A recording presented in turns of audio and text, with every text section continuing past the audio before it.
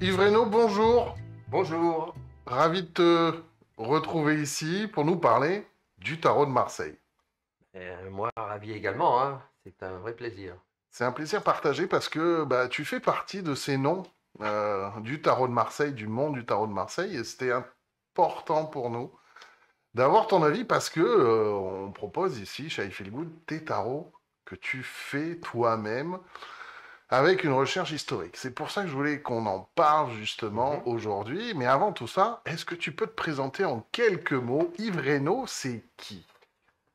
Yves Reynaud, c'est quelqu'un qui va bientôt prendre sa retraite, qui est un inspecteur maritime de Ah, Marseille, qui est à Marseille depuis 1982 et qui a toujours été passionné. J'ai toujours été passionné par l'ésotérisme. J'ai commencé par l'astrologie, après la numérologie, et je connaissais le tarot, bien, j'avais 24 ans à peu près, 22.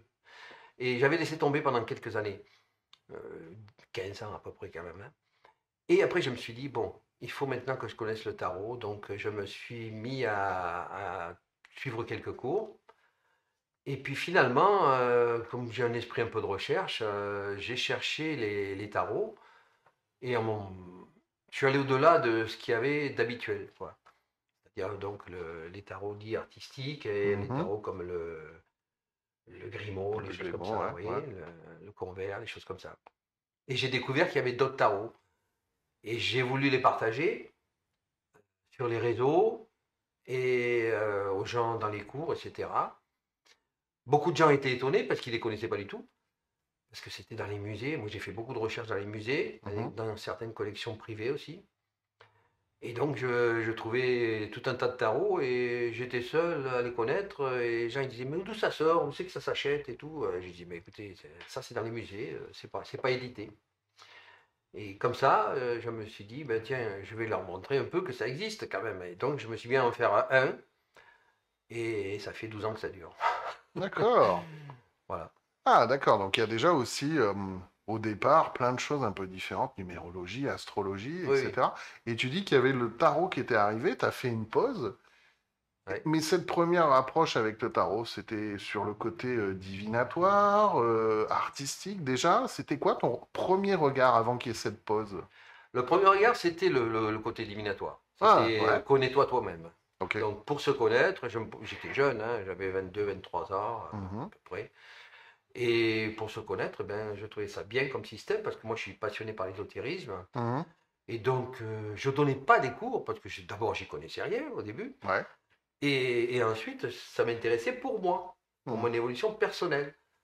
Et mon côté chercheur, mon ascendant scorpion, ces bricoles-là, quoi. mhm, Ça fait que ben, je me suis mis à chercher ce qu'il y avait derrière. ouais, Et donc les symboles, et qui dit symbole dit les archétypes, ouais, dit la psychologie aussi. Donc j'ai fait beaucoup de recherches, même livresques et tout, hein, quand je me ouais, suis lancé dans la deuxième phase, hein. Au début, non. Au début, ouais. c'était je cherche à tirer les cartes pour moi et savoir un peu ce qu'il y avait. Mais il n'y avait pas grand-chose sur le marché, on va dire. C'est ce que j'allais te dire. À cette époque-là, on est en quelle année à peu près? Ouf, là, c'était dans les années 80. Ouais.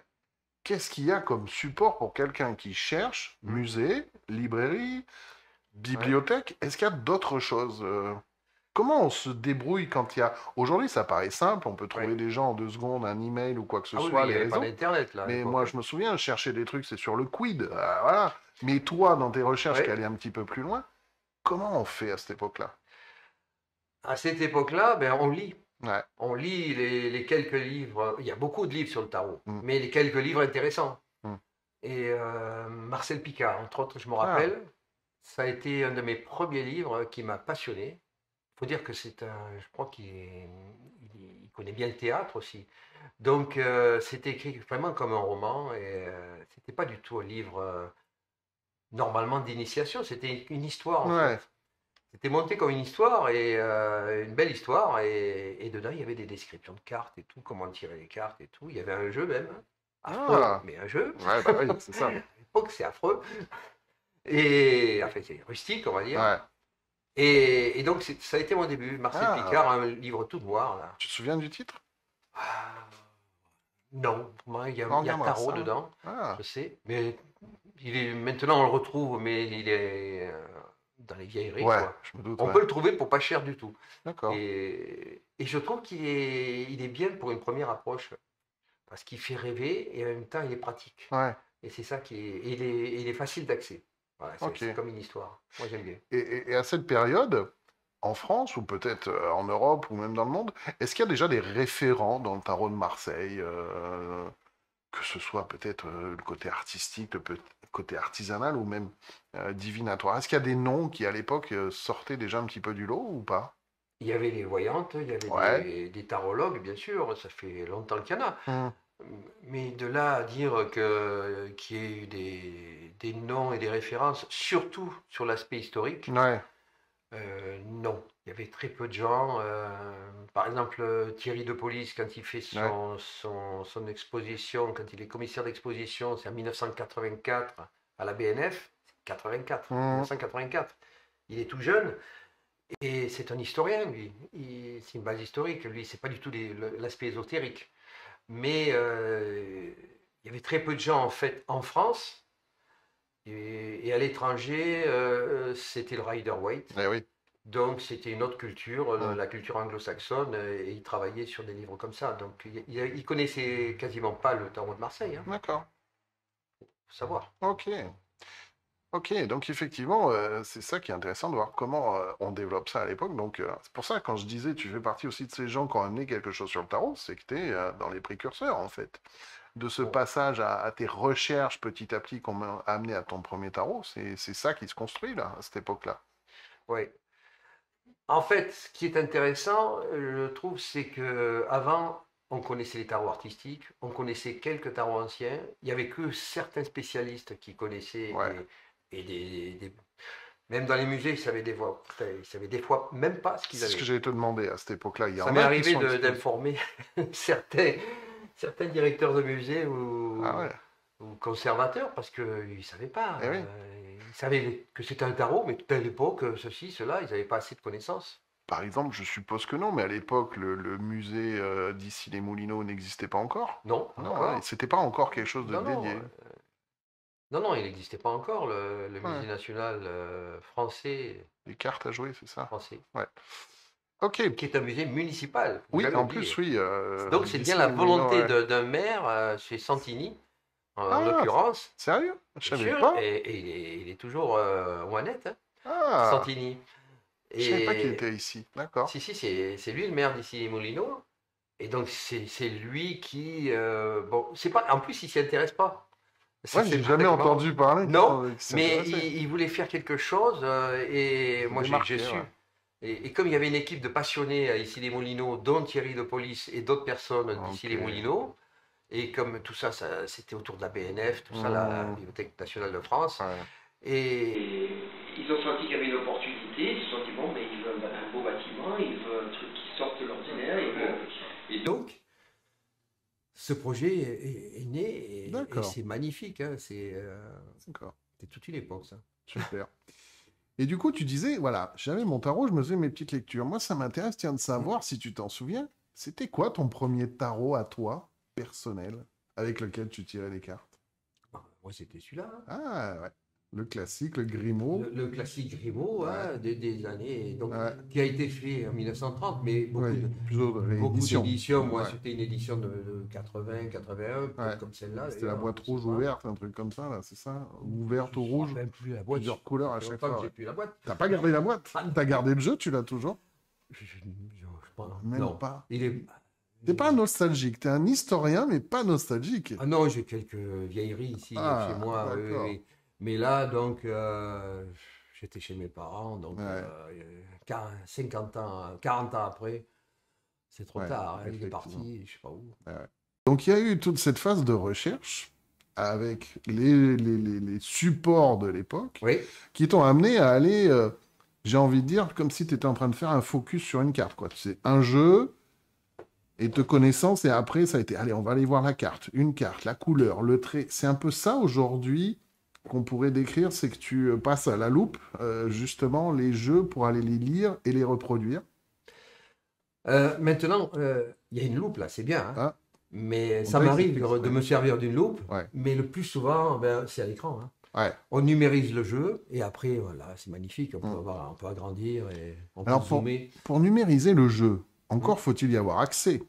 Oui. Comment ça se passe? Est-ce que tu peux nous expliquer, sans livrer de secrets de Non. fabrication ou intellectuel, comment ça se passe ta démarche? Et peut-être même avant ça, nous expliquer c'est quoi ta démarche?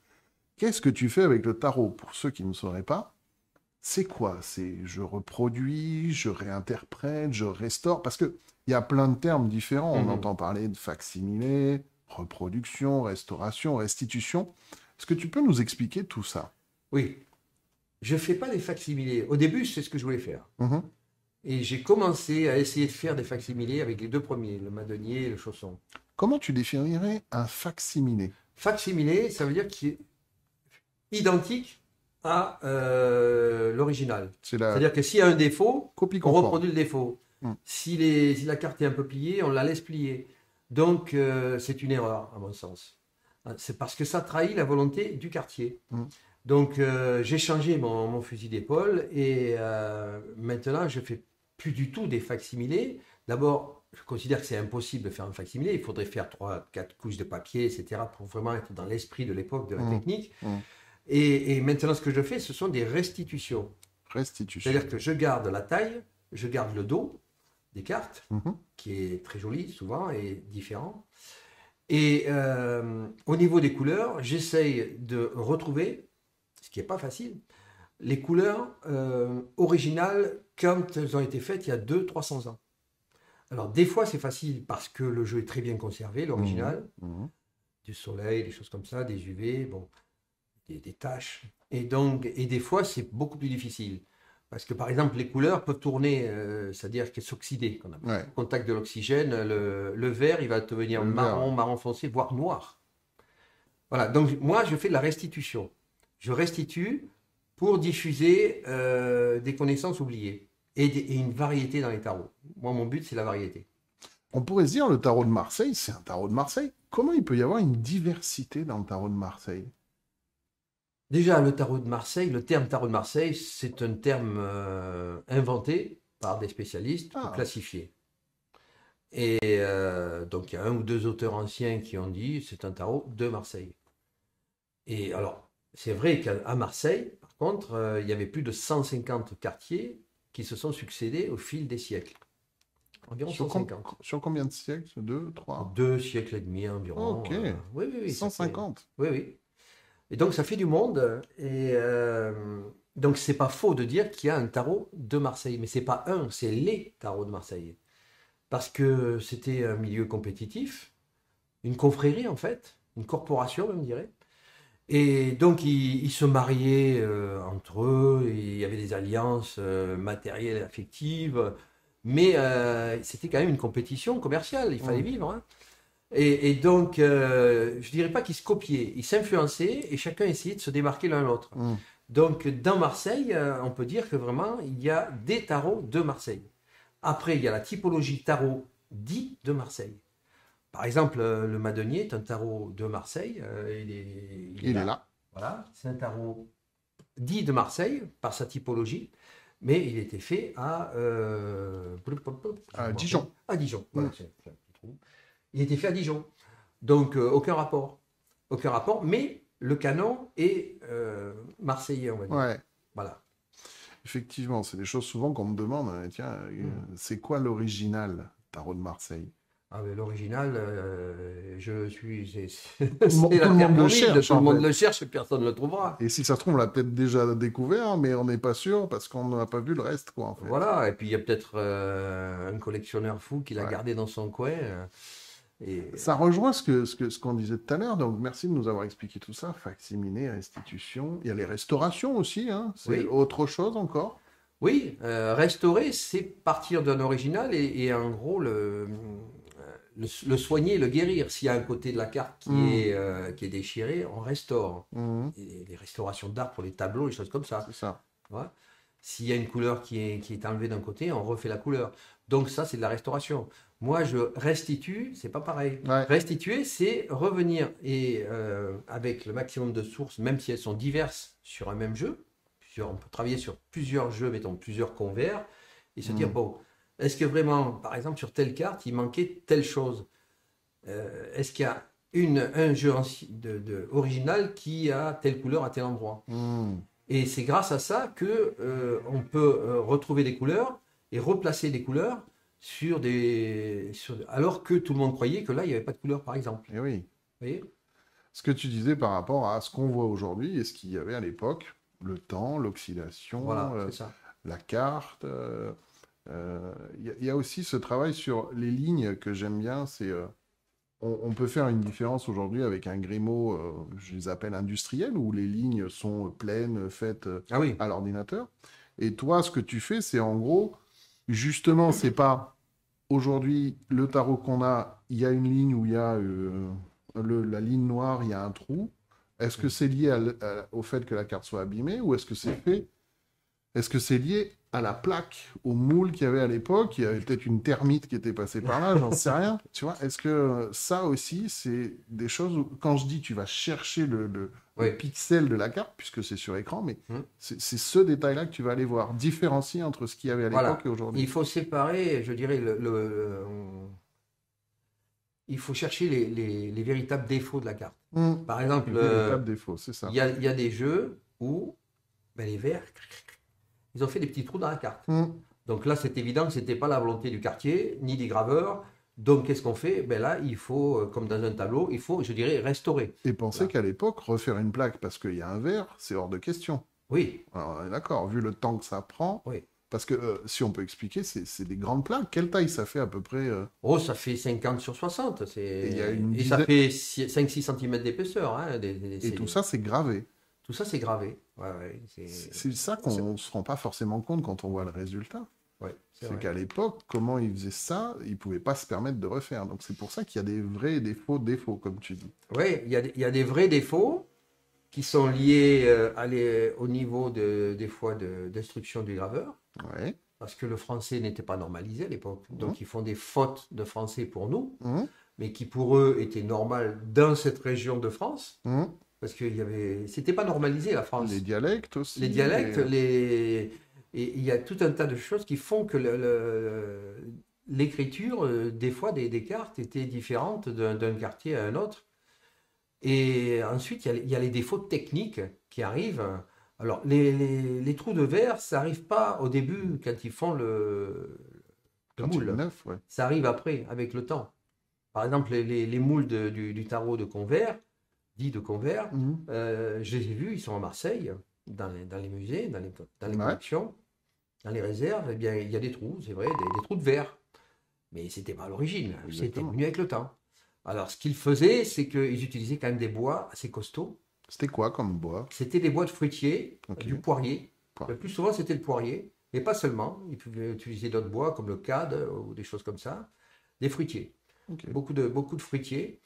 Et parce que c'était un bois suffisamment dur, mais travaillable également, et qui était accessible au niveau financier. C'est pas un bois exotique, hein, Oui, c'est de la ça production se locale. trouvait. C'est ça. Faut pas oublier. Oui, il faut penser à ça. C'est qu'il n'y avait pas les tankers au dock de Marseille. Non, il y avait des bateaux, c'est vrai, Voilà. mais c'était cher. On Faire prenait venir du sur bois pour graver de Chine ou d'ailleurs, Et qu'il faut ou d'Afrique, non. le manufacturer, le travailler pour que ça en fasse une plaque avant de Ah le oui, graver, quoi. Et c'est Tout à ça fait. aussi, hein, tout ce processus. Combien de temps ça prenait, par exemple, pour un quartier, un maître quartier, pour faire une plaque ou les plaques d'un jeu de... Alors là, franchement, j'ai fait des recherches, j'ai jamais trouvé de Ouais. timing, Ouais. comme ça, de temps précis. Il faut savoir que le plus souvent, c'est pas le quartier qui faisait, c'était le graveur. Ouais. Alors il y avait des quartiers qui se disaient graveurs. Et c'est vrai qu'ils l'étaient, certains. Hum. Mais ils gravaient pas seulement les cartes, hein, ils pouvaient graver d'autres choses, des images pieuses, par exemple. Ouais. Ça, c'est une des bases de la gravure, c'est les images pieuses. Et les talismans, je dirais. Ça va avec. Bien Parce sûr. que les images pieuses étaient des talismans. Exactement. Pour Ouais. les voyageurs et tout, pour Ouais. protéger des brigands, etc. Des loups, que sais-je encore. Faut Ouais, imaginer. de toutes ces Faut croyances-là, imaginer oui, bien cette sûr. période-là, hein, 16e siècle, 14e siècle, Hum. 17e, 18e, les routes ne sont pas sûres, donc il faut se protéger avec des gris-gris, des talismans. Et donc les images pieuses, ça peut servir. Ouais. Alors, et donc les graveurs, ils gravaient des images pieuses. Et ensuite, ils ont gravé des jeux de cartes, parce que les gens ont toujours aimé jouer aux cartes. Dès Mm. qu'ils ont pu, ils ont joué aux cartes. Et avec les cartes est venu le côté prévisionnel, prédiction, etc., qui est indissociable des cartes, quoi. On ne sait pas si c'est la poule qui a fait l'œuf, Ouais. etc. Ça s'est venu en même temps, c'était logique, Mm. quoi. Ouais. Et sur le point de vue technique, donc tu disais, voilà, je suis devant mon écran. Moi, ce qui m'intéresse, c'est, avant qu'il soit sur ton écran, le tarot, Ah oui. qui est au musée, Ah oui. comment un musée te dit, eh ben oui, Ah, monsieur Reynaud, tenez, scannez-le sur votre petite imprimante. Non, on est bien d'accord, ça ne se fait pas comme ça. C'est un objet précieux pour un musée. Comment ça se oui. passe, ça? Ben, ça se passe, on commence par prendre son téléphone, récupérer le nom de la bonne personne, Mm. parce qu'il faut trouver la bonne personne, son mail, après le téléphone, on y envoie un mail explicatif, dans quelle démarche on fait ça, ici et là. Et j'ai quelques petites techniques que je ne diffuserai pas sur On est, comment y arriver. on est bien d'accord. Et on va faire court, ça peut être très rapide comme très lent, Ouais. voire on peut échouer. Est-ce que c'est pas plus rapide aujourd'hui quand on s'appelle Yves Reynaud que quand tu as commencé ton premier tarot? Non, c'est Ah, pareil. c'est vrai? C'est pareil parce que bon, les conservateurs de musées, ils connaissent pas Yves Reynaud, hein. Certains, oui, mais bon, le plus souvent, ils ne me connaissent pas. Et D'accord. puis, moi, des fois, c'est des trucs à l'étranger, hein. C'est Ouais. des musées à l'étranger, en Italie, en Suisse, en Allemagne, pas en Allemagne, bon, plutôt en Angleterre Mhm. ou aux États-Unis. Au Japon bientôt. Au Japon aussi, oui, j'ai eu des contacts. Ouais. Donc, comment ça se passe? Ça se passe, c'est assez lent. Ouais. Et ça dépend de la personne, en Ouais. fait. Si la personne comprend ma démarche, c'est bon. Et puis, il y en a les conservateurs, il y a ceux qui sont très conservateurs. Et puis, il y a les conservateurs diffuseurs. Ouais. C'est pas les mêmes. Ouais. Et donc, il y en a qui sont ouverts et il y en a d'autres qui sont fermés. Est-ce qu'aujourd'hui, justement, tu as eu un projet et on t'a dit non et c'est un truc qui te dit, qui est dans ta tête, dire mais il y a ce tarot et j'aimerais le faire Mhm. et c'est déjà arrivé ça, sans forcément citer. Oui, c'est arrivé. Ouais, ok. C'est arrivé sur tiens, sur le fautrier. Le fautrier. Ça a été difficile, c'était pas un musée, c'était un particulier. Ah, En fait, si, c'est un particulier qui a un musée. Voilà, en fait, c'est ça. Qui est un Italien, à Naples. Et ça m'a pris 7 ans. 7 ans. 7 ans entre le début où j'ai su par un expert, Thierry de Police, pour pas le nommer, qu'il y avait un exemplaire complet et en bon état du fautrier à Naples. Et donc, j'ai commencé mon pèlerinage. C'est mon Compostelle à moi. Ouais, ouais, C'est-à-dire ouais. que ça a été très long. Parce que je ne parle pas italien, Italien. il ne parle pas ni français ni anglais, et donc j'envoyais, je traduisais, etc. Il ne me répondait pas, c'était difficile. Et je passe sur les épisodes, j'ai cru que j'y arriverais pas, hein. Et puis finalement, bon, on m'a dit, essaye de passer par un Italien. Parce que les Italiens s'entendent bien avec les Italiens, et bon, nous les Français, bon, ils vont traiter ça peut-être un peu comme ça. Et ça a marché. Mais pour ça, il fallait tomber sur un Italien qui était passionné des tarots. Et c'était le cas. Ah, Donc, exactement. je suis tombé sur un Italien passionné des tarots. On m'avait donné son nom et tout. Et je tombe sur cet Italien qui fait l'intermédiaire à l'italienne, quoi. Donc, ça prend un peu de temps, mais ça a débloqué la situation. Après, on est passé à l'aspect pécunier, parce que bon, moi j'ai dit, bon, ben, je vais vous donner quelque chose pour ça, on va signer un contrat, etc. On a signé un contrat, et bon, quand il a touché l'argent, il m'a envoyé les fichiers en haute def. Ah, c'est lui qui les a scannés, qui te les C'est lui envoie. qui les a scannés, enfin, c'est pas lui exactement, c'est la personne, l'intermédiaire, qui s'y D'accord. connaissait bien, qui a scanné et qui Ouais, m'a envoyé. que ce soit bien fait. Voilà. Et donc, j'ai pas eu à me déplacer. Mais sinon, ça t'arrive que ce soit toi qui les scannes, Ça etc. m'arrive quand ça m'est arrivé en Suisse en particulier de passer des après-midi à scanner dans les réserves des musées. Hmm. Au British Museum aussi, de prendre des photos de derrière. C'est extraordinaire. Derrière les vitres, en plus, ouais, je C'est même suppose. pas ça, au British Museum, j'avais pris un appointment, comme ils disent, un rendez-vous, quoi. Et donc, j'arrive dans une salle, c'était rempli d'œuvres, quoi, un peu Ouais. partout. Donc, c'était pour le public. Et la personne, elle sort de derrière un tableau, quasiment. C'est-à-dire que c'est un peu comme, comme à la corrida. Vous savez, il y a une Ah plaque oui, oui, et c'est il y ça. a, les gars ils se planquent derrière du taureau. La personne se donne de derrière et en fait, c'était l'entrée secrète, discrète pour le personnel, pour les réserves qui sont derrière. Et D'accord. donc, on m'a fait rentrer derrière. Je ne sais pas si derrière, non pas le miroir, mais Ouais. derrière le tableau.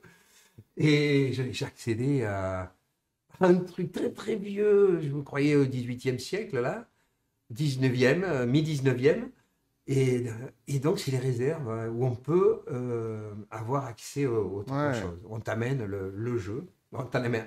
J'en voulais trois ou quatre. On me les amène un Un par par un. un, pour pas Donc, mélanger. pour pas mélanger. Et après, on te laisse tranquille. Et donc, soit ça marche comme ça, c'est très long, Ouais. mais ça peut fonctionner.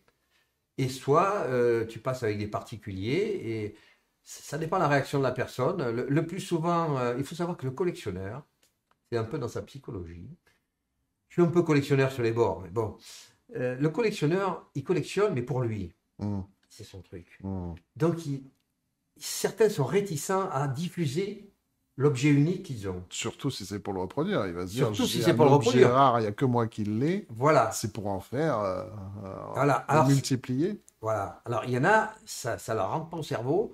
Ils veulent pas, c'est pas leur typologie, c'est pas leur caractère, c'est pas leur psychologie, donc ils vont pas Ouais. les donner suite. Il y en a d'autres,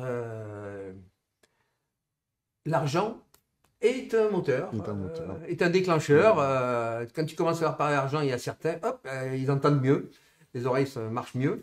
Et donc, je leur dis, mais écoutez, vous garderez l'original de toute manière. Hmm. Et moi, c'est juste pour diffuser. Et puis bon, je peux vous citer ou non, Hmm. c'est comme vous voulez, moi je m'adapte.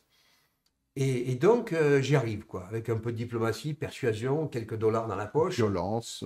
Non, j'en ai encore volé aucun, ni frappé personne.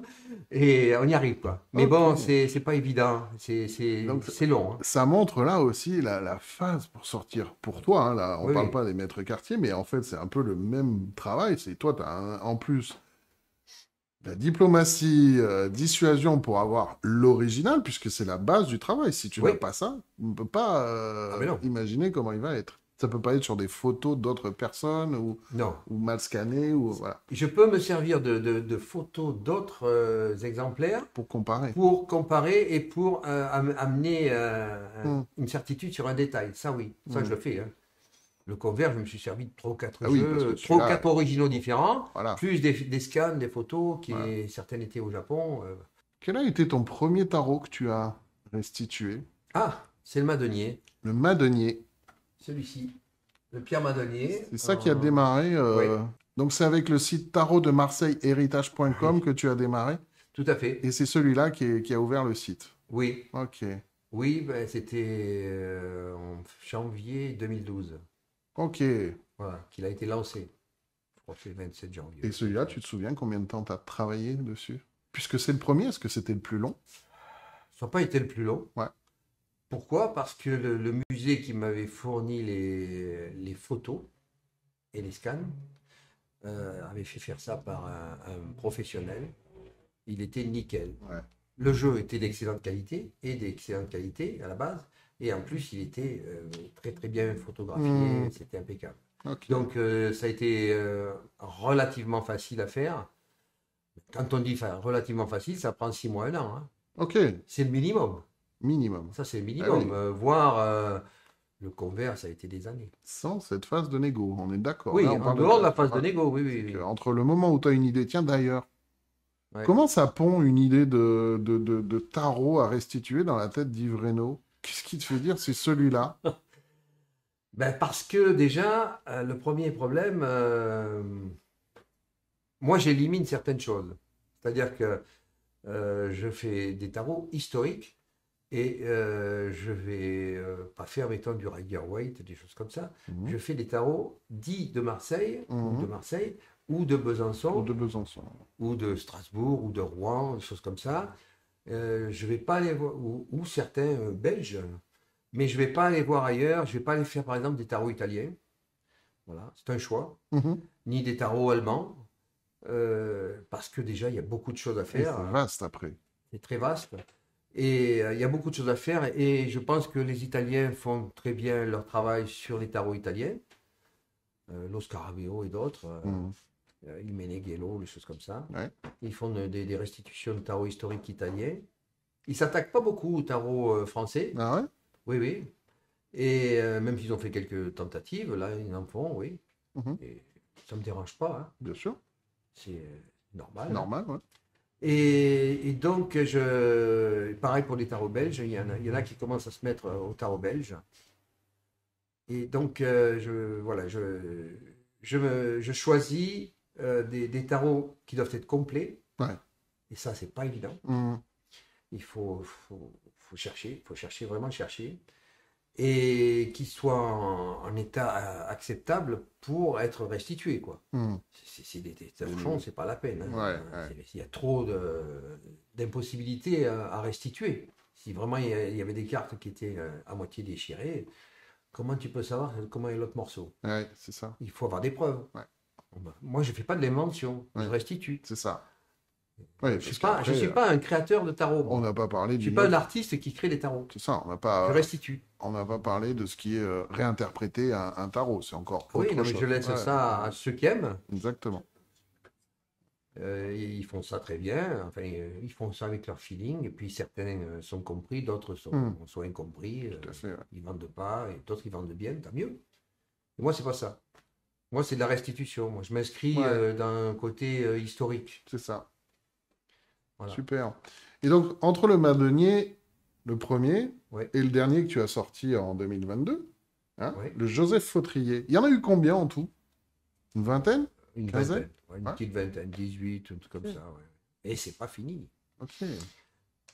Ouais, j'espère. Il y en a au moins 5 ou 6 encore à faire, Ah. que vraiment je voudrais faire. Alors voilà, il y a ce que tu voulais faire. Et par rapport à ce que tu disais, des jeux qui seraient complets et propres, Oui. aujourd'hui sur Terre, il en resterait combien à peu près? Est-ce que c'est 5-6? Est-ce que c'est plus que ça par rapport à ce qui existe ou pas? Personne ne le sait. Oui, enfin par rapport à ce L'année qu'on a dernière, découvert. on a découvert un tarot, le tarot de Vachier, Philippe Vachier, Ouais, 1639. Personne ne savait qu'il existait. ça alors. Ok. Et finalement, c'était vraiment un tarot fait à Marseille, par un Marseillais. On a trouvé. Waouh. On a trouvé. J'ai entendu parler d'une histoire de 2 cartes cachées dans un livre. Oui. Est-ce que tu peux nous en parler de ça? Ah oui, ça c'était pas mal, ça. Ben, c'est un libraire ésotérique, Philippe Subrini. Sur Marseille? Sur Marseille, oui. Ouais. Et on le connaissait bien, mon collègue et moi. Ouais. Et donc, un beau jour, il nous appelle et nous dit... Parce que lui, c'est quelqu'un qui cherche les vieux livres. Mhm. Les vieux livres ésotériques, et puis il fouille dans les vieux livres. Donc, c'est un rat de bibliothèque, mais lui, il achète, il revend, enfin bon. Des perles, il trouve, hein, des livres qui valent 500, 1000 euros, des choses comme ça, quoi. Je veux dire, vraiment des trucs. Et il est tombé sur un tout petit livre comme ça, de 1600 et quelques. Et il nous dit, venez voir, j'ai regardé et je crois que dans la reliure, il y a une carte. Je Dans la voudrais... reliure? Dans la reliure, oui. Ça se faisait. Et donc, il dit, si vous pouviez venir, on pourrait ouvrir ça et voir ce que c'est. Et donc, je me pointe avec un collègue, Wilfried Oudouin, qui est infographiste Ouais. et artiste sur les bords. Et donc, on a filmé. J'ai filmé en direct, ça a duré un quart d'heure en continu. J'ai filmé Philippe Subrini en train avec un petit cutter en train d'ouvrir et de décoller la reliure de petits livres. C'était un livre sur quoi? C'était lié au tarot ou pas du tout? Pas du tout. C'était un livre sur les critiques entre les catholiques et les protestants, une dispute entre catholiques et protestants. Ok. Et donc un texte un peu conflictuel, d'arguments, etc. Et ça n'a aucun rapport avec le tarot. Ouais, c'est clair. C'est pas un livre ésotérique. Ouais. Mais et donc il ouvre et j'ai filmé un quart d'heure en continu, sans arrêter. Donc il y a des exclamations quand on trouve dedans. Il y a le son, il y a l'image Et d'une tu l'as toujours, découverte. cette vidéo? Hein? Tu l'as toujours, cette vidéo? Oui, je l'ai, oui. Ça doit être Oui, qui rigolo, traîne, vraiment. aussi. Ah ouais. Je te signale que tu passes à la postérité là. Tes mains en tout cas.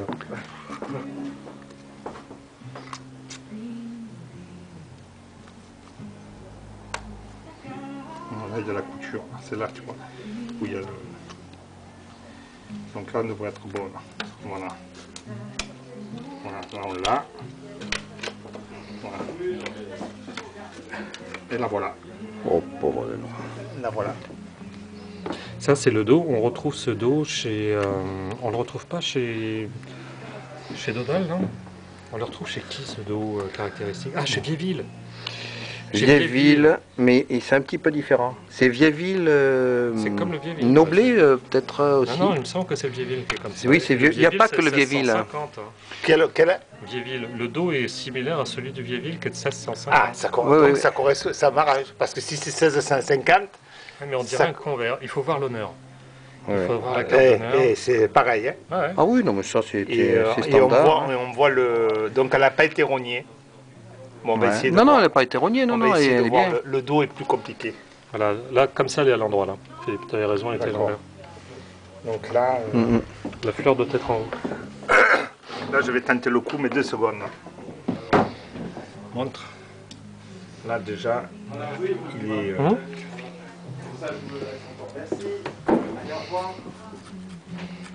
Ça, c'est du libraire à l'ancienne.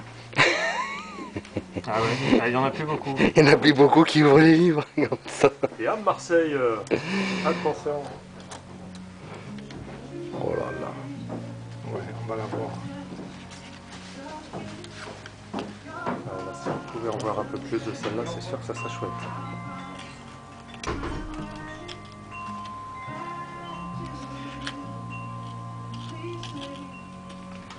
Oh là là, regarde ce qu'on va apparaître. Oh là là. Je crois reconnaître la carte déjà. Voilà. Le mieux, c'est de faire ça. C'est pas un ermite, non? Non. Non, non, non. C'est pas une majeure.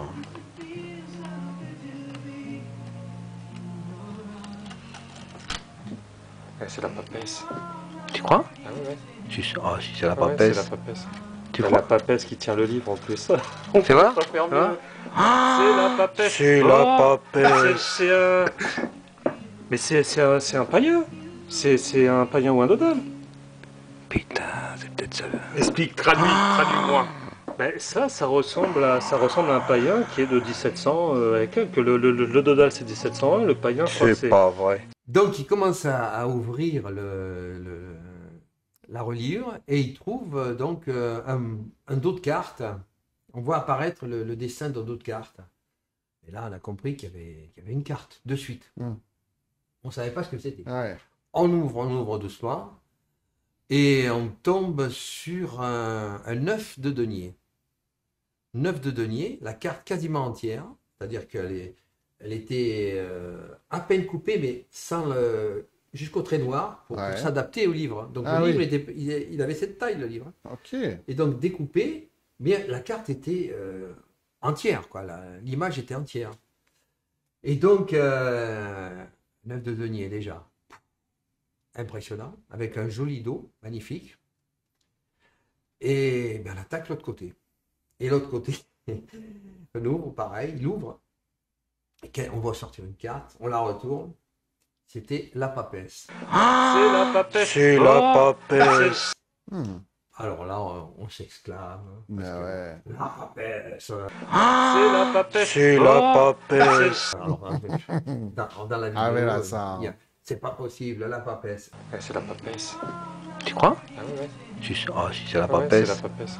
Tu C'est crois? la papesse qui tient le livre en plus. C'est vrai? On peut faire mieux. Hein?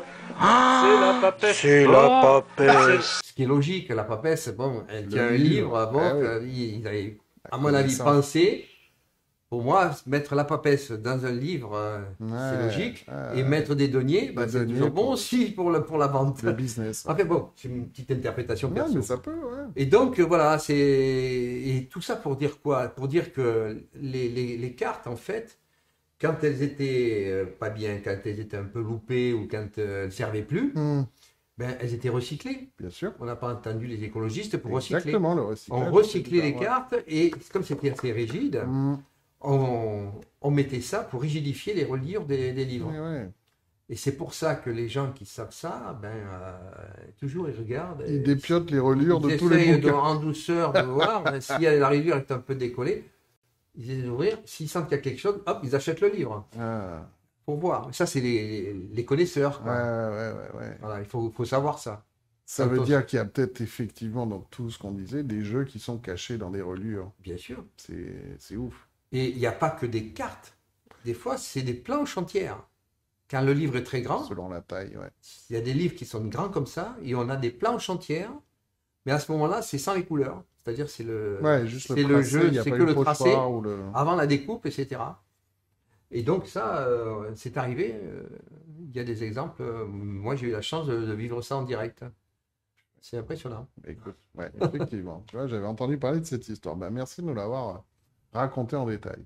Alors oui, on parle des cartes recyclées. Tu parlais justement des planches qui pouvaient être tracées parce que pour expliquer à l'époque la fabrication, on s'était arrêté sur... Il y a le graveur qui Oui. va graver le bois, fruitier, du poirier, etc. Et dans une entreprise, comment ça s'appelait? Maison d'édition, maître quartier, comment ça s'appelait à l'époque? Est-ce qu'on le sait, ça? Une entreprise? Non, c'était des ateliers. Des ateliers. Des ateliers de quartier. Et il y avait le maître quartier Ouais. qui avait son atelier de reproduction et de fabrication. Ouais. Mais ils faisaient tout. C'est-à-dire qu'ils achetaient le papier, ils Mhm. fabriquaient pas le papier. Ils achetaient Ouais. le papier, mais ils fabriquaient eux-mêmes la colle, Ah, parce qu'il fallait coller les Bien différentes, plusieurs couches. couches de papier pour Mhm. faire la rigidité de la carte. Mhm. Et donc, ils fabriquaient la colle, ils chauffaient les cartes, donc ils avaient des bras zéro, etc.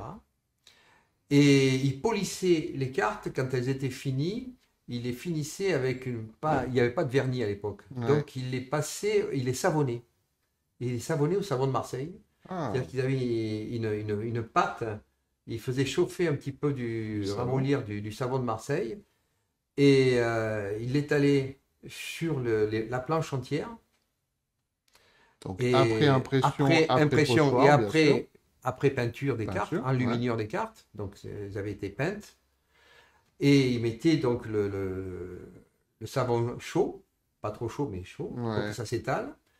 Ils l'étalaient et ils avaient une pièce de bois qui descendait du plafond avec Ah. une pierre ronde et ils mettaient la plaque entière de jeu et ils poussaient, c'était bien calculé. La pierre ronde allait frotter les cartes et lisser les cartes de manière à ce que le savon soit uniformément Mhm. réparti et bien imprégné sur les cartes, toute la carte. Et quand il refroidit, ça lamine, ça Voilà, protège. quand c'est bien froid, on les découpe avec d'énormes ciseaux. À cette époque-là, Ouais. au XVIIIe siècle, c'est ça. Et là, tu parles de savon, ça se faisait partout, c'est parce que c'était la plupart à Marseille, en France. Non, ça se faisait pas forcément partout, du savon de Marseille, ça pouvait. Non, non, c'était pas Ouais, forcément d'accord. du savon, À c'était Marseille, du on- savon. Ouais. Ah, d'accord, Mhm. ok. Certains même, je me suis laissé dire qu'ils utilisaient de la pierre d'ambre.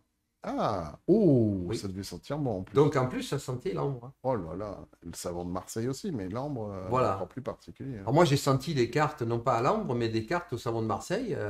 Ça sent le savon de Marseille. Ça sent toujours. Et je connais quelqu'un qui, actuellement, fait des reproductions Ouais. avec du savon de Marseille. Mais bon, c'est très cher, hein. C'est Cartogramme. cartogramme, c'est ça. Ah ouais. Ouais. Et ben, on a aussi le tarographe là, qui est à Aix-en-Provence, qui fait ça aussi. Voilà. Il y en a Donc, deux maintenant, je crois, dans le monde, peut-être même en France, qui font ça. Oui. C'est exceptionnel, ouais, c'est clair. Et puis là, on a un tarot de Marseille qui est 100% marseillais, du coup, avec le savon, quoi. Voilà, avec Ok. le savon. Oui, oui. Et c'est vraiment donc comme ça que c'était fait à l'époque. C'est dingue, hein. Là, on parle du 16e, 17e, 18e siècle. Après, ça change. Oui, parce qu'il y a eu des évolutions techniques. Est-ce Bien sûr. qu'avant, ils savonnaient? Est-ce qu'après, ils ont remplacé par quoi? Bah, c'est l'industrie, je suppose. Après, qui est c'est le venue. vernis. On est d'accord? On est passé au vernis. Voilà. Actuellement, c'est ce qui se passe. C'est ça. Ce sont des vernis alors mat, satinés, voilà, c'est brillant. Ok. Ou voir la plastification, Ouais. que moi je trouve. Toi, tu ils travailles appellent comment? ça laminé. Ouais, laminé, ouais. Toi, sur le choix de ton papier, tout ça aussi, Mhm. ça fait partie de tes recherches, la taille Oui. de la carte, l'épaisseur, la couleur du papier, parce qu'on Ouais, ouais, pense tout à à du fait. papier blanc aujourd'hui, mais à l'époque, Oui, oui. c'était pas forcément la norme. Non, non, le papier purement blanc n'existait pas, quoi. Mhm. Ils n'arrivaient pas à faire un blanc-blanc. Bien sûr. Mais ils faisaient très approchant. Oui. Donc c'est un côté Ivoire, cru, ouais, ivoire, cru, ouais. voilà, c'est ça. Et c'est pour ça que quand je reproduis, je cherche à... D'abord, on fait sur la carte, le papier à l'origine, il est blanc, blanc, hein. Mm. Mais on fait une couleur. Bien sûr. C'est-à-dire le fond, il y a une couleur qui est créée pour reproduire ce côté ivoire, un peu pas coquille d'œuf, mais presque. Ah, coquille d'œuf. Ouais. Vous voyez? C'est vrai qu'aujourd'hui, on cherche à retrouver une couleur originelle. C'est Voilà. le monde à l'envers, quoi, en fait. Ben oui, alors c'est un choix, hein, Bien sûr. c'est comme on dit, c'est Ouais. un choix éditorial. Il y en a, ils préfèrent avoir un fond complètement blanc Ouais. et avoir des cartes plastifiées. Mais comme tu disais, C'est pas ma tasse de thé, comme à on dit. l'époque, il y a peu de chances, voire pas du tout de chance, que le papier était blanc à l'époque. Non, ils ne pouvaient pas être Ils pouvaient pas, blancs. Techniquement, ils avaient pas assez de produits chimiques pour traiter ça. ça. C'était un Parce que- artisanat quand même, hein. Arrête-moi si je me trompe, mais le papier était fait souvent avec des tissus, Oui. des vêtements usagés. Donc, Tout à fait. même dans les fibres de tissu, trouver du blanc, à part avoir un mouton. Non, c'est impossible. C'est Bien impossible d'accord. d'avoir un blanc complètement blanc, Ouais. sauf si, avec les papiers modernes, bien sûr, là, avec toute la chimie, on peut faire des papiers ultra blancs. Exactement. Mais Aujourd'hui. Voilà. aujourd'hui, ceux qui font les papiers il y a encore des moulins à eau Oui, oui, qui oui. font moi je les ai vu faire, ils récupèrent depuis des tissus, Hum. donc en coton, en chanvre, en lin aussi, ça existe. Ils font des fois des mélanges même. Il y en a certains même qui mettent des fleurs Des fleurs. dedans. Moi, je Dans des papiers suis comme passé ça. beaucoup de temps en Auvergne, à Ambert. J'avais vu Voilà, ça, oui, gamin, oui. avec des grands marteaux Voilà, et du c'est ça. papier avec des fleurs à l'intérieur. C'est magnifique. Il y aurait des très beaux tarots à faire aussi, qui seraient. Si vous allez à la fontaine de Vaucluse, qui est pas C'est loin, vrai. ils font ça. C'est vrai. Et c'est pédagogique, en plus, ils Mm. font bien les enfants, ils leur montrent, Mm. et on a encore les trucs énormes C'est ça. qui réduisent Ils font ça. des tissus en pâte. En pâte. Et cette pâte, mélangée avec de l'eau, les fibres sont complètement déstructurées. Mm.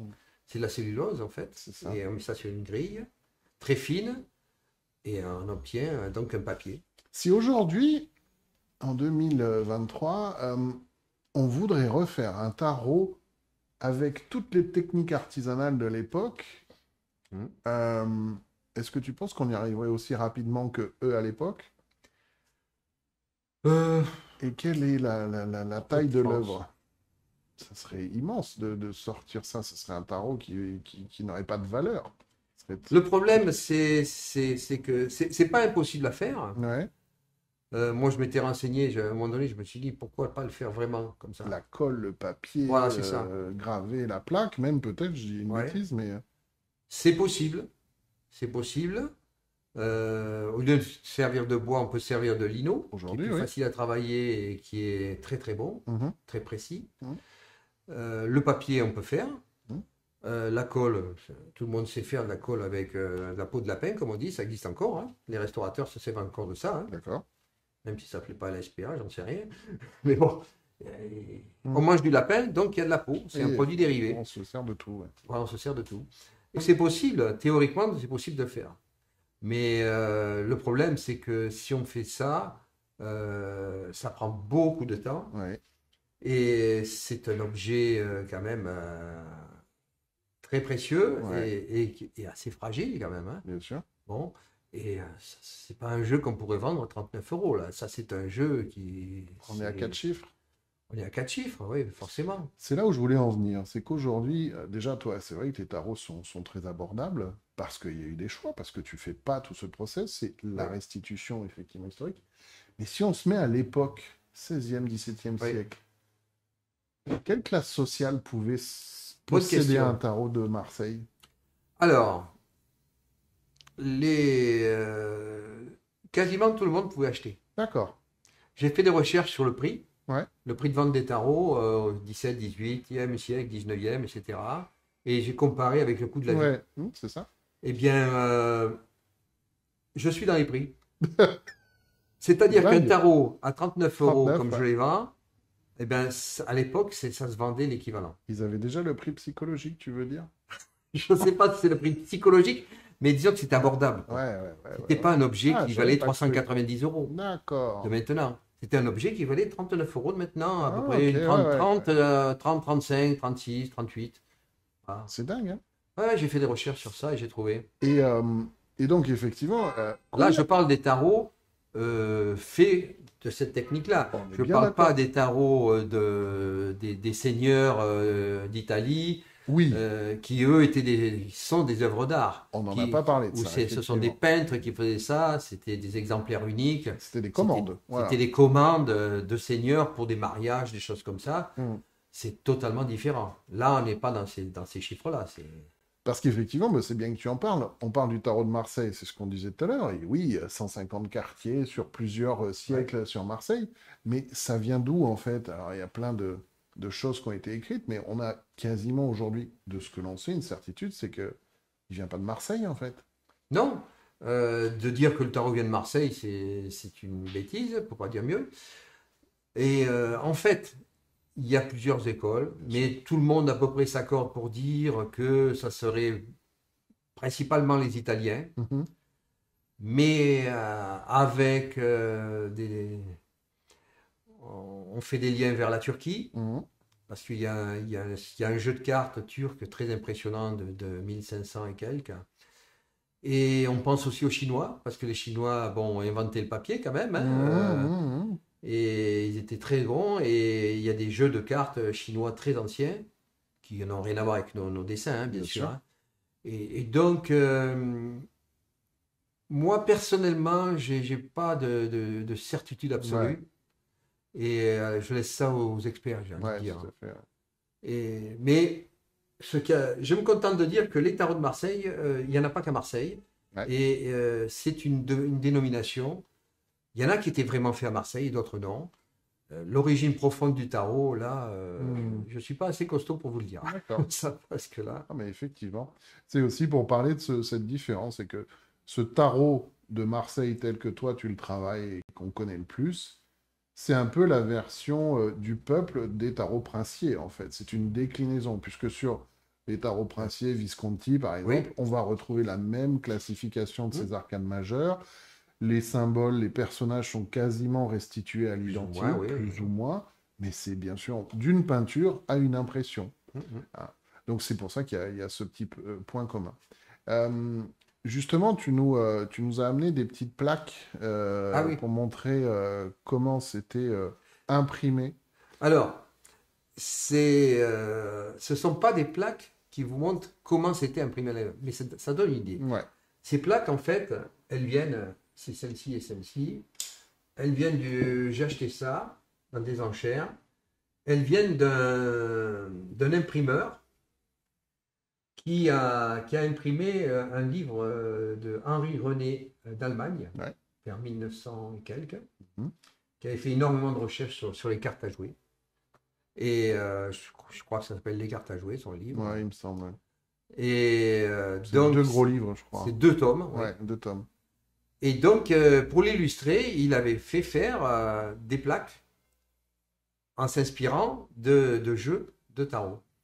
Donc là, il a pris l'enveloppe originale d'un tarot de François Bourlion, qui est un quartier marseillais, Mhm. et il a reproduit la plaque telle qu'elle était faite. Il faut imaginer que cette plaque, là c'est du métal, mais elle était gravée, ce dessin était gravé sur du bois, sur un fruitier, le plus souvent. Et donc là, et c'était à l'envers, puisqu'après, bien clac, on imprime. Donc tout le lettrage est à l'envers, tout est à l'envers, mais on peut arriver à lire, fait par François Bourdion, marchand quartier papetier, en plus. Ok. On dit sur le cours. Donc le cours, c'est le grand cours qui mène à la porte d'Aix. Ah, juste à côté, là, alors. Voilà. Ça, alors? Oui, c'est le cours. Quand on dit le cours, à cette époque-là, Ah, je savais pas. c'est le cours. Comment ça s'appelle? Là où il y a la librairie, l'Alcazar. Le Belzins. C'est le cours Belzeus. Quand on dit le Ah, cours, alors. le cours, c'est le cours Belzeus. Donc, c'était pas sur la Canebière, mais c'était pas loin. Ouais, donc là, on est vraiment situé entre ici, Ah ouais. là où on est, à I Feel Good, Oui, oui. et à Belzins, là, et le panier derrière. Donc on est entre les deux là. Ah oui, tout à fait, oui, oui. On est dans le secteur, hein. Ah, je savais pas. Et donc lui, il était au cours Belzons, c'est écrit, parce que c'était obligatoire. Ça, c'est Alors, tout l'aspect fiscal. Voilà, ça c'est intéressant justement que tu en parles maintenant, puisque c'est Ouais. quelque chose que tu m'as appris il y a peu de temps. Ouais. Les enveloppes, tu peux nous raconter ces histoires de ces enveloppes là de tarot? Alors là, on voit plusieurs enveloppes, vous voyez. Et donc là, j'ai mis les enveloppes par rapport au jeu. Mhm. Donc chacun, j'ai essayé de retrouver les enveloppes dans les musées ou dans les collections. Le plus souvent, c'est dans les musées. Et l'enveloppe, elle servait à quoi? C'est coutume de dire que c'est un peu comme les marrons, quand on achète les marrons, vous voyez, il y a le papier journal autour. C'est l'emballage. C'est ça. Ça sert à le porter, mais ça sert également bon, à l'emballer. Mais ça ne sert pas qu'à ça. Ça servait surtout pour la fiscalité. Mhm. Pourquoi? Parce que les enveloppes, eh bien, le quartier les faisait imprimer à un endroit précis. Quand il voulait récupérer ces enveloppes, il payait une taxe à l'État, à la ville en l'occurrence. Et donc, il achetait, mettons, 500 enveloppes. Il a fait 500 jeux. Il a fait veut 500, il veut enveloppes. 500 enveloppes. Il les a fait, lui, graver Oui, Elles sont- à ses frais? à ses frais. Ok, déjà. Oui, oui, oui, Ouais. oui. Et elles sont stockées. Et il dit, j'en veux 500, ok, tu payes tant. Stocké par un tiers qui est Stocké par l'État, le percepteur, on va voilà, dire. stocké par le percepteur. Tu en veux 500, ok, ça fait tant. Et comme ça, on contrôlait, c'est un peu la TVA de l'époque, quoi. C'est ça. Donc, ils contrôlaient, Ils étaient pas à Sadi Carnot, là, où Je on sais sent les pas où ils impôts sont. aujourd'hui, là. je sais, j'ai pas trouvé où ils étaient, Ah, mais ça marchait comme ça. ok. Et donc, il récupérait ses enveloppes après avoir payé la taxe. Donc, il avait payé ses droits. Donc voilà pour les enveloppes. Sur ce côté très malin aussi à l'époque. Donc, on a parlé des cartes, on a parlé des enveloppes. Est-ce qu'il y avait des boîtes? Non. Il n'y avait pas de boîte dans le sens où c'est l'enveloppe qui faisait boîte. C'est ça.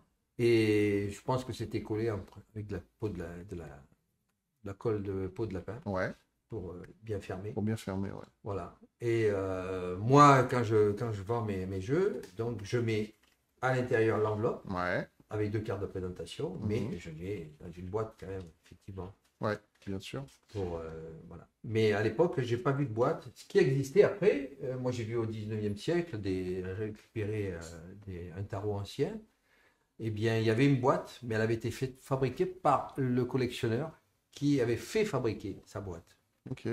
Donc, il mettait ça dans sa librairie, un peu comme les gens qui se font relier leurs livres de collection. Mhm. Et il avait son tarot avec une boîte comme ça, clac, Ouais. télescopique comme ça, et gravé en lettres d'or le nom du tarot.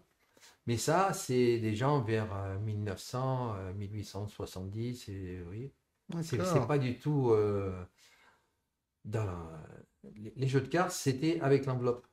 Donc, il faut savoir que donc, sur l'enveloppe, il fallait réglementairement avoir le nom Oui, du quartier, s'il était quartier et graveur ou pas, Mhm. ou graveur. La qualité des jeux, par exemple, là, on voit cartes fines. Et des Donc, fois, on voit carte cartes fine. très fines, j'ai vu aussi, je sais plus, peut-être pas sur un tarot, remarque. Je dis Ça, peut-être j'ai une jamais bêtise. vu, moi.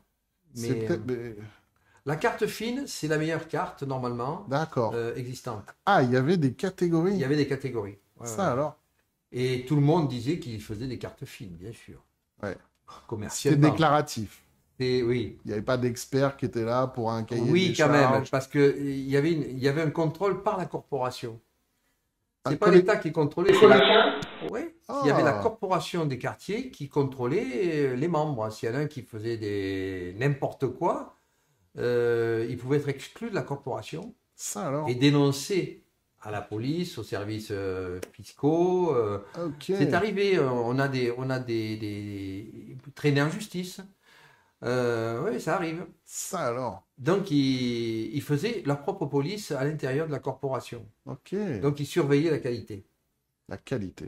Pas Parce le que côté marketing, juste la qualité, que ça soit dans les il normes. fallait que la concurrence soit loyale Oui. entre les différents quartiers. Ce qui est logique, c'est gagnant-gagnant. On est Oui. tous ensemble pour faire en sorte de ne pas dénigrer, de ne pas Voilà. sous-évaluer notre art, puisque c'était. Voilà. Donc, Il y avait, parce qu'il faut savoir que de tout temps, bon, l'être humain étant ce qu'il est, étant faible et parfois un peu truand sur les bords, ben, il y en a qui cherchaient à truander.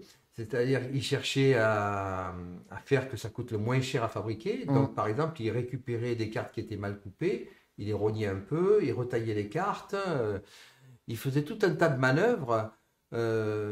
Utilisant un papier de plus mauvaise qualité, Ouais. des choses comme ça. Et donc, ils essayaient de faire moins cher que le concurrent, mais en faisant de la mauvaise qualité. Et des fois, ils se faisaient rattraper par la patrouille. Et la patrouille, c'était la corporation. Et est-ce que c'était la même patrouille, la corporation, qui, par exemple, si j'ai bien compris, il faut qu'il y ait une enveloppe pour payer la taxe. Oui. C'est ce qui permet de montrer qu'on n'a pas grugé fiscalement. Ça veut dire que si on trouvait des tarots sans enveloppe en vente, Oui. c'était du faux Ah, c'était interdit. ou du illégal, puisque... C'était du non déclaré, c'était du travail au noir, quoi. Et là, c'est la corporation aussi qui pouvait veiller à ça. La corporation tombait sur le bonhomme et l'État lui collait des amendes, saisissait le matériel. Fin de carrière, C'était quoi. la répression totale. Ouais, c'est ça, c'est Donc il avait deux répressions sur le dos, à la fois la corporation et l'État. étatique, ouais. Ah, ok, Ah oui, c'était contrôlé. ça alors. Est-ce qu'il y en avait qui s'amusaient à reproduire les enveloppes, du coup, pour simuler Ah ben, ceux qui la déclarent nature pas humaine les étant taxes, ce qu'elle c'est ça, est, c'est ce que ils tu ont disais. tout essayé. Ça alors, ok, Ils ont tout essayé, bien sûr. d'accord.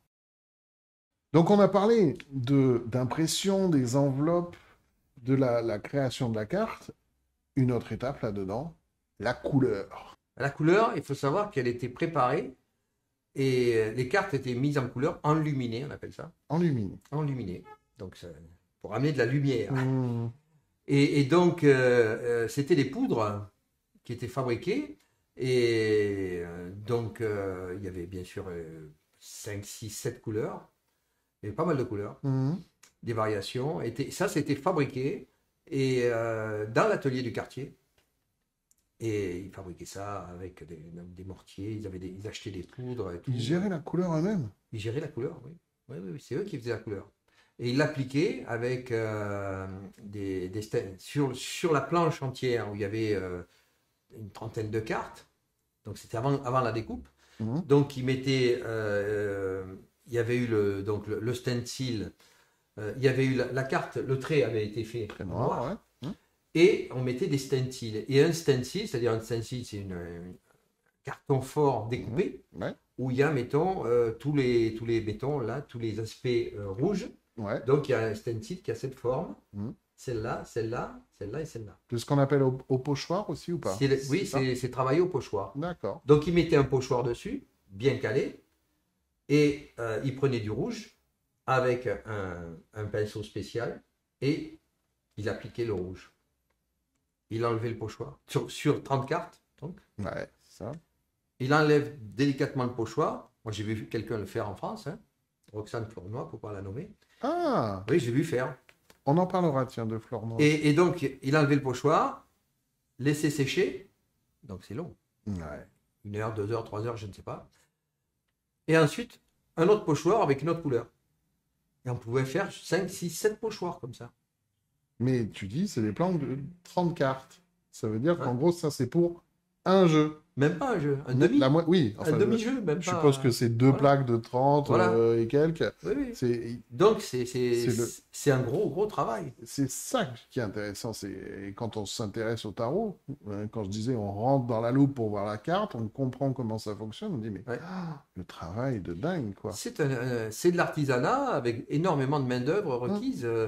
Alors, faut pas croire que le maître quartier qui dirigeait tout ça, c'était lui qui mettait les couleurs. Il avait des apprentis, Mhm. parce qu'on commençait le métier à 12, 13 ans. Et ouais. Ça durait 5, 6, 7 ans, ça dépend. Et donc, tu avais des petits garçons de 14, 15 ans qui enluminaient les cartes. Ils faisaient que ça, par exemple. Mhm. Un autre, il préparait les couleurs, un autre, il faisait le savon, etc. Un autre, il découpait. Et les ouvriers, en fonction de leur qualification, ils montaient, ils apprenaient. Donc l'apprenti, voilà, Tu as comme ça des noms d'apprentis qui sont devenus maîtres quartiers après? j'ai quelque chose, oui. Ouais. Le C'est plus arrivé. souvent, Ouais. le plus souvent, il faut savoir que le quartier, le plus souvent, ça se transmettait de père en fils. Ah oui. La charge se transmettait de père en fils, on va dire. Donc il récupérait l'atelier, les bois, le scie, et il prenait la relève. En fait, quand le quartier mourait, sa veuve reprenait l'affaire, et si un des fils avait repris, donc ça continuait, ça restait dans la famille. Sinon, ben, la veuve, elle se remariait avec un autre, comme par hasard, quartier. Tiens Et, donc, oui, c'est oui. Dallas. Ah oui, oui, Ok. c'est complètement. Ils se reproduisaient entre eux, les quartiers. C'est-à-dire Ouais. que c'est une confrérie, ils restaient entre eux. Ils se mariaient entre eux. Quand il y avait le mariage, ben, les témoins de mariage, Tout le monde était invité. tu retrouves au mariage d'un tel convert, tu vas retrouver Chausson, tu vas retrouver Tourcati, ceci, cela, les noms marseillais. Tu les retrouves dans les signatures et dans le déclaratif, C'est ça comme témoins. qui t'a donné des infos aussi sur la recherche historique. Ah ben bien sûr. État Là, tu découvres plein de civil, choses. voilà, ok, Par l'état d'accord. civil, tout à fait. Ouais. Et donc, ça marchait comme ça. Ça alors, et est-ce que il y avait des rivalités? Tu dis c'est un grand monde, mais est-ce qu'il y avait, j'en sais rien, dans l'histoire, on parle un peu, ça fait un peu de Dallas, quoi, mais est-ce qu'il y en avait deux qui pouvaient pas se voir? Est-ce qu'il y avait certes. Il y a, à un moment donné, comme je disais, la corporation s'est intéressée à un gars qui était un quartier qui était sur Marseille et qui faisait de la mauvaise qualité. Ah, d'accord. Il cassait les prix et il faisait de la mauvaise qualité en plus. Donc, c'était pas bon pour la corporation. Et donc, qu'a fait la corporation? Elle l'a exclu et elle l'a dénoncé à la municipalité. Donc, au niveau des taxes, etc., Ouais. il s'est fait exclure du jeu. Ouais, voilà. C'est le cas de le dire. Ce qui était Il est sorti du jeu. les règles posées, sorti du jeu et pas invité au mariage, du coup. Ah ben non, là, celui-là, Ouais. il était banni. D'accord. Celui-là, il fallait qu'il quitte la ville. Hein. Ouais. Qu'il Ouais. fasse un autre métier, C'est ça. mais plus quartier. Et donc, il y avait des apprentis, etc. Combien de personnes, à peu près, un atelier pouvait employer, un quartier pouvait employer? Pas beaucoup. Ouais, Pas beaucoup. C'était ils étaient 5, 6, 7 d'accord. maximum. Ok. Pas beaucoup plus. Après, quand il y a eu l'ère Camouin, c'était en 1960, Voilà, c'est 50, 60, ils étaient là plusieurs dizaines. Bien sûr. Oui. Bien Là, sûr. c'était une production semi-industrielle, c'était oui. des machines, on ça. était passé à autre chose, quoi. C'est ça, passer à autre chose. Faut Voilà. pas oublier cette histoire. Il faut l'imprimer, il faut mettre la couleur. C'est pas 100 jeux par heure qui sont sortis, non. on est bien d'accord, quoi. Et par contre, ils font pas les 35 heures. Hein. Et en plus, voilà. Alors, Ils tu travaillaient parles d'enfants, 12 à 14 heures par jour. et ouais. Et le seul impératif, c'est qu'ils ne travaillaient pas à la bougie, donc, parce pour qu'il n'y avait des- pas d'électricité, et des- pour des rester raisons dedans. de sécurité. De pas cramer le. Parce que le- les maisons, si tu travailles à la bougie, bon, bref, c'était interdit. Ouais, ouais. Aucun quartier ne pouvait travailler à la bougie. Donc, en été, Lumière on du travaillait jour. plus qu'en hiver. Ah ouais. Et on démarrait pas aux mêmes heures, etc. Mais on faisait ces 12-14 heures par jour. Hein. Mmh, Et c'était dur, quoi. c'est clair. Ouais. Et ouais, on se rend pas compte de tout ça, de tout ce qui a été versé comme sueur aussi. Oui. Et ils ne faisaient pas samedi, dimanche repos. Hein. S'ils avaient Non, le c'est dimanche clair. pour aller à la messe, Bah, c'était déjà, tout. si, Hein. si des enfants travaillaient, en termes de RH, on n'est Ah pas ben bien. non, là, Ouais, d'accord. on est dans une autre planète. On est une autre période, une autre planète. Super. Euh, Tiens, ça me fait penser, là, je vois le tarot de Rivesaltes, qui est aussi Ah oui, une façon différente, contemporaine. Hein. Oui.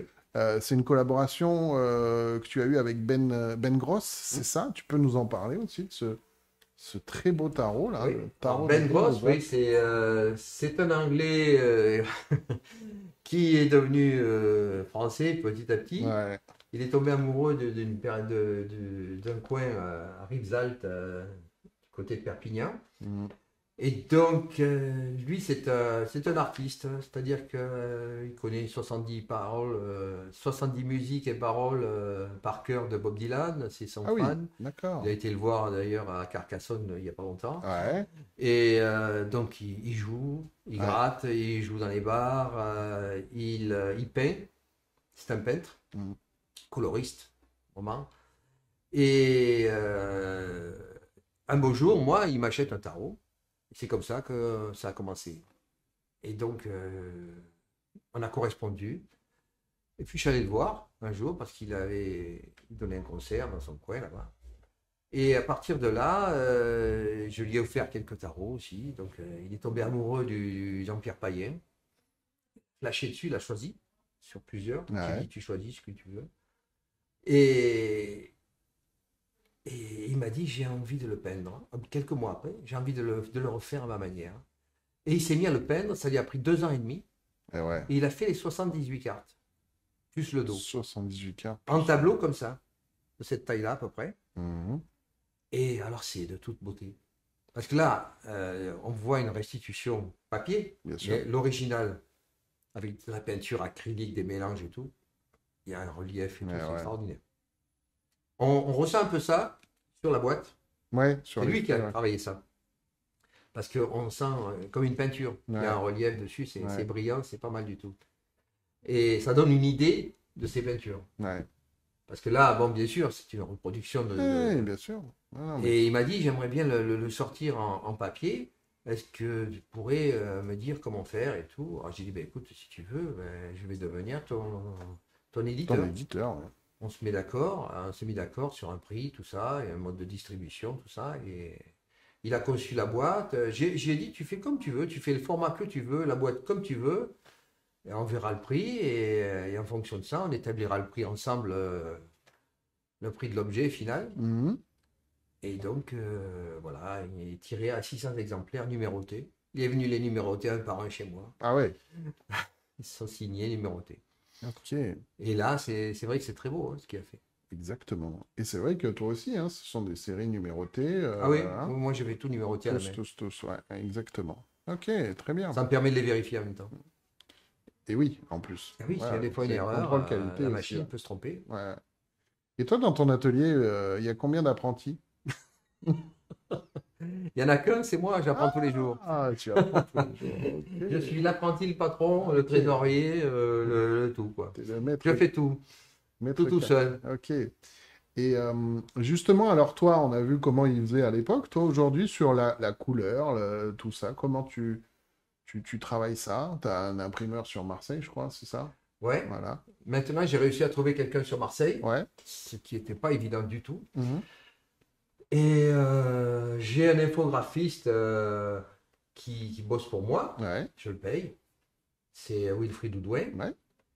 Et donc, moi, je m'occupe pas du travail technique. Ouais. Je m'occupe de préparer, de trouver les jeux, d'indiquer sur des feuilles, tarot par tarot, carte par carte, voilà, il faut enlever tel truc, il faut faire telle chose, ceci, cela, en fonction des données que je peux avoir. Il faut rajouter de la couleur là parce que sur tel autre jeu, c'est prouvé que là, il y a de la couleur.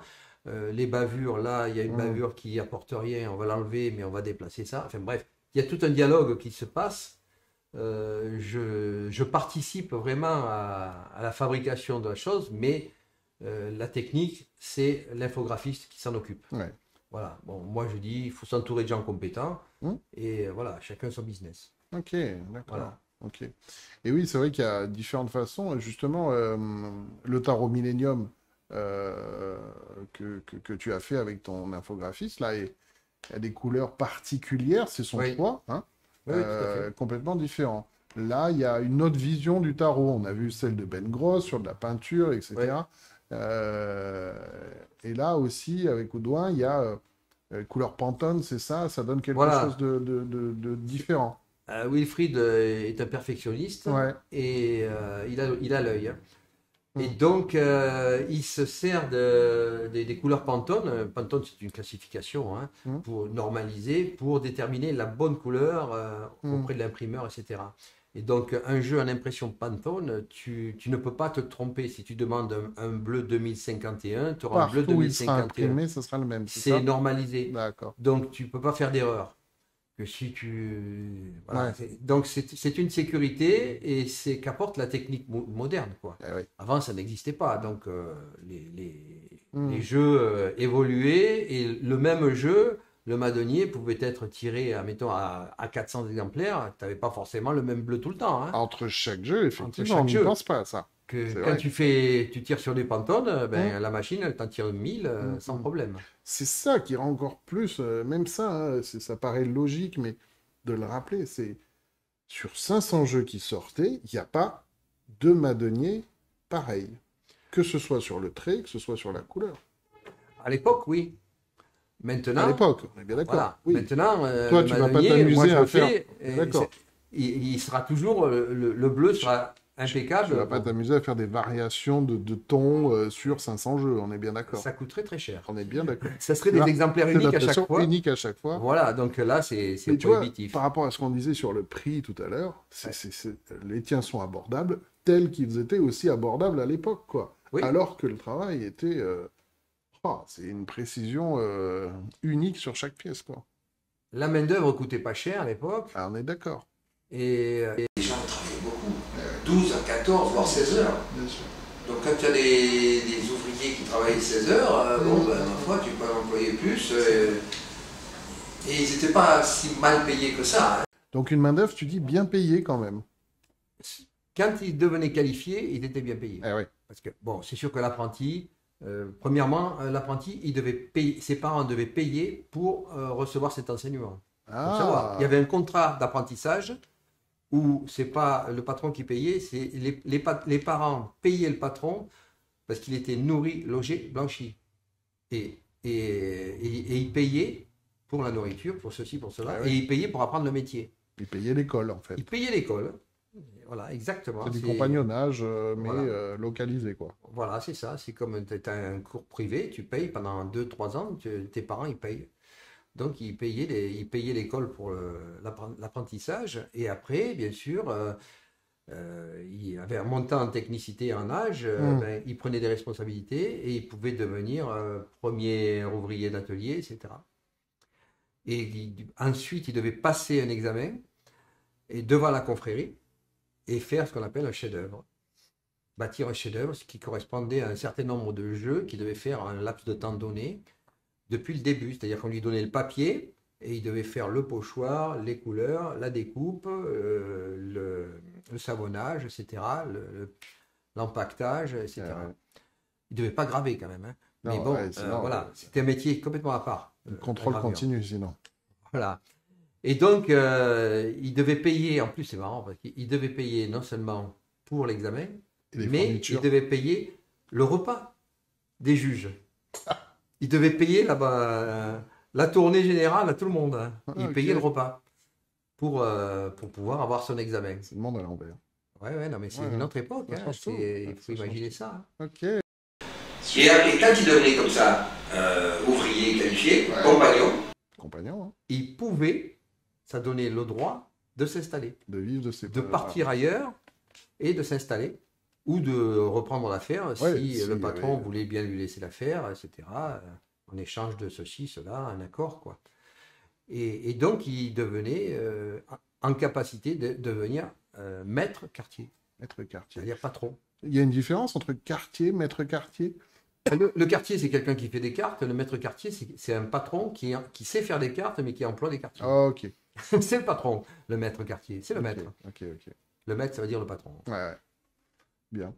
Et sur chaque jeu, on connaît le nom de chaque quartier, maître quartier. Tu disais par exemple sur le convert, dit de convert.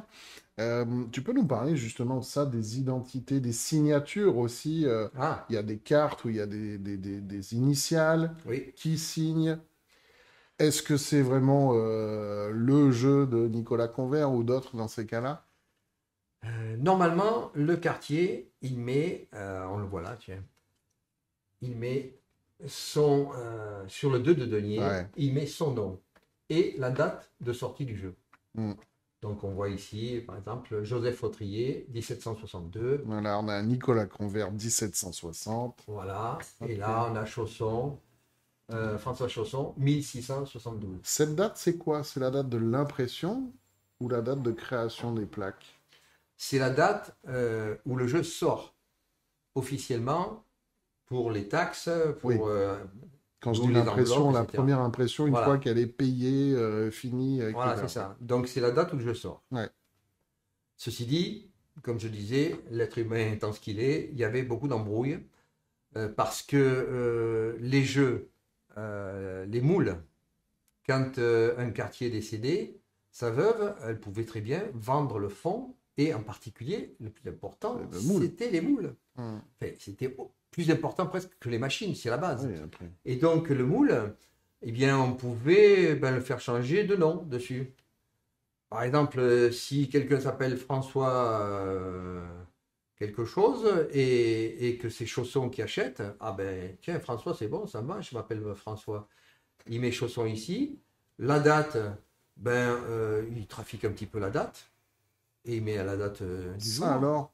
Et donc pour ça ils enlèvent une partie du Une bois couche? Ouais. et ils mettent un petit bout de bois qu'ils ont taillé avec le nouveau nom. Oui, parce que j'étais en train de me dire, ça fait redescendre la couche si on refait tout. Mais non, Non, ils ils rajoutent échauffent, du bois. ils enlèvent du bois qui est échauffé Ouais. et ils mettent un petit bout de bois Ah là gravé. là. Par exemple, quand on voit François, c'est gros ici, Ouais, le lettrage. ouais. Quand on voit Chausson, et ça épouse bien. Quand on voit Chausson, c'est plus petit et ça épouse moins bien. ouais. Et limite, on voit avec le jaune, là, par exemple, Ouais. la pièce de bois qui empiète sur le rouge, là, non? Et oui, on Au-dessus de comprend Chausson. qu'il y a un Ça blême, serait là, ça? qu'il y a un problème. Et... Et on peut dire aussi un petit peu pareil pour le convert. Donc de dire que Convert a fait le convert, déjà au niveau mathématique, c'est impossible. Pourquoi? Il n'était même pas né. Ce jeu Ah oui, effectivement. Nicolas Convert. Donc, 1760, il n'était pas né. non. Donc c'est pas possible. Ah bah oui. Donc quelqu'un d'autre l'a fait. Et est-ce que c'est son père qui l'a fait? Ou est-ce que c'est quelqu'un d'autre? Alors ça, la suite dans le prochain épisode, c'est-à-dire dans le livre que j'écris. Ah, tu es en Voilà. train d'écrire un livre, donc. Oui, j'écris un livre sur tout ça, sur les mystères, mystère Chausson, le mystère Convert, comment ont été faits les jeux, etc. Et il y a plein d'informations comme ça importantes qui vont sortir. Super. Bah, Alors hâte ça de voir peut déranger un peu certaines personnes, mais Ah. bon, la vérité, c'est la vérité. Hein. Quand on a des preuves, surtout. Oui, c'est ça, après. Parce que bon, il ne faut pas partir dans l'équilibration. Hein. Et ce livre que tu as écrit, c'est quelque chose, tu t'es dit au fur et à mesure de faire tes recherches, tu es tombé sur des infos, des bombes, et tu t'es dit, oh, ça pourrait être bien d'en faire un film ou un livre, et tu as choisi le livre, ou c'est quelque chose que tu avais avant de travailler les tarots, puisque tu as commencé à faire Ça- des recherches? Non, ça s'est fait comme pour les tarots, c'est-à-dire que j'ai amassé des choses, et au bout d'un Ouais. moment, je me suis dit, mais comment ça se fait que moi je le sais et les autres ne le savent pas? Bah Et oui. que je vois beaucoup de bêtises qui sont dites, Ouais. et d'affirmations de gens soi-disant ceci et cela, Ouais. et alors que j'ai la preuve que c'est pas comme ça. Ah, Donc là, ça m'a énervé. Et Ouais. donc, quand je suis énervé, ben, je le dis. j'écris, je mets ça sur J'écris. papier. Je Ok. crie pas, mais j'écris. Ok. Et donc, voilà, c'est pour ça que j'ai voulu le faire, en fait. C'est pour me dire, Ouais. bon, voilà, les tarots historiques, c'était comme ça. Et voici quelques points de vérité sur l'histoire de ces gens-là. D'accord. Mais bon, je veux déranger personne, mais Non. des fois, simplement en disant la vérité, on dérange. C'est ça. Puis après, il y a l'histoire, il y a peut-être, je suppose, des documents officiels qui prouvent tout ça aussi. Bien puisque- sûr, moi, quand j'affirme quelque chose, je cherche d'abord. Mhm. Hein. Et j'accumule des preuves, des documents, je vérifie. C'est un gros travail. Hein. Bah oui, c'est sûr, c'est sûr. Sinon, c'est du délire. Sinon, c'est de l'ego. Je veux faire ci, je veux faire ça. Moi, je sais, toi, tu sais pas. C'est clair. Tu as parlé tout à l'heure, lorsqu'on parlait des couleurs au pochoir, d'une dame qui porte un nom, Ah oui, Flornois. oui. Qu'est-ce que tu peux nous dire sur ce nom Ben, Roxane Flornois, c'est pas son nom, à elle, c'est son nom de mariage. Elle Ouais. s'est mariée avec Claude Flornois, qui est décédé, qui était un créateur français qui a fait sortir un jeu, le Dodal, et qui a restitué donc quelques tarots anciens comme ça, avec l'aide de sa femme. Elle est rentrée dans son imagerie de tarot. Oui, Et elle a été la cheville ouvrière, c'est elle qui faisait les cartes faites main. d'accord. Celles Avec les pochoirs. qu'on trouve encore aujourd'hui, je crois, hein, qui sont Oui. toujours en vente sur leur Elle site. continue à le faire. D'accord. Elle Très, a très peut-être belle. 75 ans, quelque chose comme ça maintenant, et moi je suis allé la voir. Hein. Oh, vous connaissez? Ouais, on se connaît. Oui. Ok. Et ok, donc effectivement, c'est vrai, dans ce monde du tarot, moi, il y a toi, il y a ce nom aussi qui est revenu souvent, hein, pour ceux Ouais. qui connaissent, Flornois, Claude Flornois, Jean-Claude Flornois? Jean-Claude, C'est oui. Jean-Claude, hein. Jean-Claude Flornois, qui est en Mayenne, non? C'est dans quelle région ils sont? Oui, c'est dans la Vers Le Mayenne. Mans, tout ça, là, Oui, c'est c'est ça? à Sainte-Suzanne. C'est un tout Ouais, petit voilà, bled, c'est ça, c'était un nom. Où il y a de... Je serais Sainte-Suzanne. curieux d'aller voir dans ces rues, là, où il y a ces choses en fer forgé. qu'il Ah a oui, fait, oui, oui, là. il y a les enseignes. les Il les a enseignes fait qu'il faire a- en métal, C'est génial, ça. découpé au laser. Tu as plusieurs qui a écrit aussi sur le tarot, il me oui. semble, Oui, le oui. pèlerinage, c'est ça? Quelque Ouais. chose comme ça? Oui, le Pèlerinage du oui. tarot ou un truc comme ça? Oui, oui, c'est ça. Ouais, ok, donc tu vois, il y a... Aujourd'hui, dans les noms du tarot, moi, il y a toi, il y a Jean-Claude Fournoy, il y a Marianne Costa-Jodorowsky aussi. Oui, Voilà, on ça, peut en bien parler. sûr. Hein. On est plus sur une interprétation des cartes Mm. plutôt que de la création, ou peut-être Marianne Costa un peu plus sur le côté historique aussi. Marianne Costa elle a fait un gros travail. C'est elle qui a écrit quasiment La voix du tarot. Comment? La voix du La tarot. voix du tarot. Ouais. Ah non, moi j'aime bien Marianne Costa, je l'ai eu au téléphone, on se Mm. connaît quand même. Et j'aime bien son approche créative. Mm. Et en même temps, bon, on a fait un gros travail, c'est vrai. Mais bon, moi, c'est pas mon rayon. C'est-à-dire que moi, je reproduis les jeux, mais je n'écris pas de livres sur Ouais, l'interprétation des c'est autre chose, tarots, ouais. tirer les cartes, comment il faut faire les cartes, etc. Le seul truc que je veux faire comme livre, c'est un livre sur les quartiers et les graveurs. Ouais.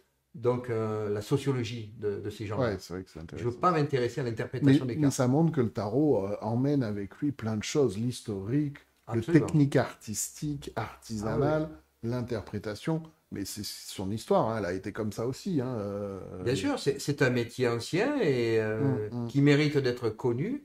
Et donc, pour ça que je me suis un peu attelé à cette monographie, comme on dit. Et, mais les tarots, moi je suis persuadé que les tarots existeront encore Ouais. dans un siècle ou deux encore, parce qu'ils correspondent à un besoin des gens, tout simplement. Ouais. Et puis en plus, bon, c'est fascinant les images. Ouais, vraiment. C'est pas des images neutres, elles Non. sont chargées, Ouais. il y a des symboles dedans. C'est notre éducation, c'est notre, ce sont nos origines. C'est ce qu'on appelle effectivement archétypal. C'est dans toute la Absolument. culture judéo-chrétienne européenne. Ça Tout à va fait. parler un peu dans nos gènes. Ça va même au-delà de la culture judéo-chrétienne. En Inde, on voit des représentants du diable, Ouais, des représentations du exactement, diable ou des choses comme ça. Même en Afrique ou même en Amérique du Sud. Pour ça, Wilfrid Oudouin, il a écrit un livre remarquable. Oui, c'est vrai. Ouais. Son livre, bon, il parle de sa théorie Mm. et de son jeu, mais il y a une partie note qui fait les 2 tiers du livre, qui est passionnante. Ouais. Parce qu'il a fait énormément de recherches et des rapports entre les choses très intéressants, Ouais, très pointu, ouais. très pointus. Après tout ça, après avoir fait ça, plus les projets que tu as en tête, que je vais pas te demander puisque ça reste en tête, est-ce qu'il y aurait un tarot ultime, un peu le saint graal des tarots que tu aimerais faire? À moins que tu l'aies déjà fait. Non. Moi, chaque fois que je fais un nouveau tarot, ben, il me plaît plus que les autres. C'est maladie. C'est le dernier, c'est le petit C'est le dernier. dernier, c'est le meilleur. Il y a les préférences. Et voilà. Et donc, quand tu es sur un tarot, tu rentres dedans, donc tu l'aimes, quoi. Ouais. Et donc, ben, c'est Le comme ça. dernier, c'est le fautrier, quoi. Le C'est dernier, lui, le c'est le petit chouchou. fautrier. Encore que, c'est le fautrier, c'est vrai, mais comme j'ai fait les rééditions du Madonier Ah oui, et c'est du vrai. Chausson, Tu as ressorti ben, le j'aime dernier beaucoup le Chausson, Ouais. le dernier Chausson, par Ouais, exemple, ouais. parce qu'il est fantastique par rapport à la première version. Et il a été Tu as extrêmement... modifié des choses encore? Tu as amélioré des choses? Il y a eu beaucoup d'améliorations, énormément. Ok. Énormément. Donc et au niveau l'ancienne des version couleurs, est devenue collector, alors? totalement. Ouais. Totalement, mais celle-là est meilleure. Hein, Bien moi, je vous le d'accord. dis, hein. Oui, oui. Mais pareil pour le Madonier, d'ailleurs. Ouais. Madonier, on entend beaucoup parler aussi. Hein. Mm. Il plaît beaucoup, effectivement. Ouais. Ben oui. Bien. Et justement, sur Marseille, on a parlé Ouais. des quartiers aussi. Qu'est-ce que tu peux nous dire sur... bah là, nous, on est rue Mairie, on est au pied du panier, là, Ah oui. vraiment. Hein, là, sur ta droite, tu sais, tu as le quartier du panier. Qu'est-ce qui s'y passait? Est-ce qu'il y en avait, là, des noms connus, là, pas loin de chez nous? Oui, il y en avait, bien sûr. Il y avait une rue dédiée au quartier, Ah, rue des quartiers, tout simplement. Elle existe encore. ouais, qui est là-haut. Ouais. Elle existe partiellement, c'est-à-dire qu'il y a un morceau et puis il y a un autre morceau qui est contre. C'est la montée Saint-Esprit, Ouais. ça s'appelle. Un joli nom. Hein. Le côté gauche, il y a encore des maisons, et le côté droit, il y a un mur. Ouais. Pourquoi? Parce que quand ils ont construit l'hôtel Dieu, qui est là, donc qui était un hôpital pour les Ouais. personnes malades, pour le tout venant, eh bien, ben, ce côté de la rue a été détruit. Hmm. Mais donc, dans la montée Saint-Esprit, il y avait des quartiers, on sait. On ne sait pas à quel numéro, parce qu'il n'y avait pas de numéro à l'époque. D'accord. Les numéros, c'est vers 1808, 1805, Ok. par Napoléon. Ok. Et rue des Quartiers, c'est pareil. On ne sait pas où ils sont, à quel numéro actuel, mais on sait qu'il y avait des quartiers là. Moi, j'ai une petite liste. Ah ouais? Et, par exemple, là, au quartier du Panier, on a Tourcati-François, à Montée-Saint-Esprit, Jean Sicard, Ouais. Montée du Saint-Esprit, Guillaume Selon, derrière le Saint-Esprit. D'accord. Donc, c'est poétique presque. mais Donc, c'est ça ça, veut dire une petite rue qui est derrière. Ouais. Voilà. Sébastien Vachier, rue des Quartiers. Ok. Donc là, Barthélemy Légier, rue des Quartiers, et le siège du syndicat des quartiers était situé rue du Panier. Ça alors, le Voilà. siège était là. Le siège du syndicat, quand on dit syndicat, c'est Syndicat, corporation. c'est la corporation dont on parlait tout à l'heure. Donc rue du Panier. Donc c'est pas mal de monde sur quelques dizaines de mètres. Et donc c'est pareil, rue Saint-Fé aussi, on trouve plusieurs quartiers dans rue Saint-Féréol, Ouais. dans le quartier de l'Opéra, qui est Ok, plus ouais. vers le Vieux-Port, là-bas. Ok. Rue Mairie, par hasard, t'as pas des entrées, savoir Mairie, si ça me dit quelque chose, mais ça te parle? mais j'ai pas encore un répertoire. Ça serait rigolo aussi, au 4 Oui, ça rue serait pas Mairie, mal, oui. et, ici même. Oui, mais bon, l'immeuble, il n'est pas des. On est bien d'accord. Hein? Ah, surtout que j'ai vu des cartes où la rue était pas tout à fait dans cet axe-là. Voilà. Ah Ah, bon. mais ça, attends, ça Ouais, a ça a changé bien- le quartier, ça a là. bien Hein. changé. Oui, oui, ça a beaucoup de choses ont changé. D'accord. Ok. Mais du côté rue des Quartiers, là-bas, oui, c'est Sur le Vieux-Port, non, je suppose, c'était plus le coin des pêcheurs. Rue des- Vacon. Ah, Rue Vacon, un rue Vacon, oui, tu as un quartier. ça alors. Ça s'étendait loin. Et- Oui, Et à mais- côté de la rue Vacon, il y a le 8 rue d'Aubagne, où était la maison Camouin. c'est vrai. Et oui. Et qui était anciennement un hôtel de chevaux et de restaurant, quoi. D'accord. Où les chevaux rentraient, les calèches. Et là où, après, quand ça a été vendu, Ils ont fait, la maison Camoin a fait l'atelier, et donc là, au lieu d'avoir les chevaux, tu avais les machines. Oui, oui. Donc le fameux tableau qu'on voit de la maison Camouin, c'est là. Sur le 8 D'accord. rue d'Aubagne. Rue d'Aubagne, ok. Faut imaginer qu'avant, il y avait des chevaux. Ouais, non, mais c'est vrai. Hein. C'est l'hôtel, quoi. D'accord, ok. Ils garaient la voiture. Il y a la voiture. Ils habitaient dans leurs ateliers ou En pas? principe, oui. Ouais. Les quartiers, ils habitaient à l'étage. Ouais, souvent. Souvent à l'étage, voire plusieurs étages. Ouais. Il y a des références, certains endroits, pas à Marseille, mais où tu as en bas, tu as l'atelier. Il faut comprendre que l'atelier était ouvert et les gens achetaient directement. Ouais. Ensuite, tu as la maison, l'immeuble, l'appartement Mhm. du quartier et de ses enfants, etc. Voire un Les atelier, apprentis, un stockage en haut Ah, pour faire stockage. sécher les jeux Bah oui, en hauteur, sous la toiture. sous les toitures, etc. Donc Et ça les- pouvait monter assez haut. Et les apprentis, éventuellement, qui pouvaient être logés là aussi, quoi. Effectivement, voilà, il y avait. Oui, parce qu'ils étaient Ouais. nourris, logés, blanchis. C'est ça. Voilà. Donc ça occupait une maison, quoi. Carrément. Un immeuble, quoi. Hmm. Voilà. Pareil pour Payen, qui est à Avignon. Avignon, ils sont sur une place, on sait où est la maison. Centre-ville, je suppose. Oui, oui, tout à fait, c'est central. Oui, oui. Ok. Ah, ils étaient près de. C'était central, hein, ils n'étaient pas Ah dans, oui, parce que déjà, dans une zone industrielle quelconque. Ah oui. Ils étaient des artisans qui, au contact bien sûr, des gens. les gens, ouais, ouais. Quel est le lien, enfin, ouais, le lien ou comment était accueilli le tarot de Marseille par la ville, que ce soit les habitants, comme tu viens de dire, ou peut-être les maires, ceux qui dirigeaient la ville. Il y a eu des choses particulières. Disons que c'est pas la ville, elle a toujours été contente d'avoir des artisans qui payent patente. Ouais. D'où les enveloppes avec les taxes, etc. Donc, ils étaient contents d'avoir un artisan qui travaille et qui emploie du monde et qui paye des taxes. Hmm. Donc ça, c'était pas un problème. Les gens étaient contents d'avoir ce service, d'avoir des cartes pour les tavernes, etc. Ouais. ou pour se lire les cartes.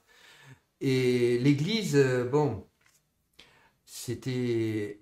L'église n'aimait pas, en fait, tout ce qui amenait à la perversion des masses. Ah. Que ce soit la luxure, l'alcoolisme ou le jeu et les paris qui engendraient des bagarres. J'avais pas pensé à ça. D'où le problème des relations conflictuelles entre les tarots, assimilés à un jeu de cartes, et l'Église qui veut que les gens soient sages et ne s'égorgent pas pour des histoires d'argent avec des paris douteux, etc.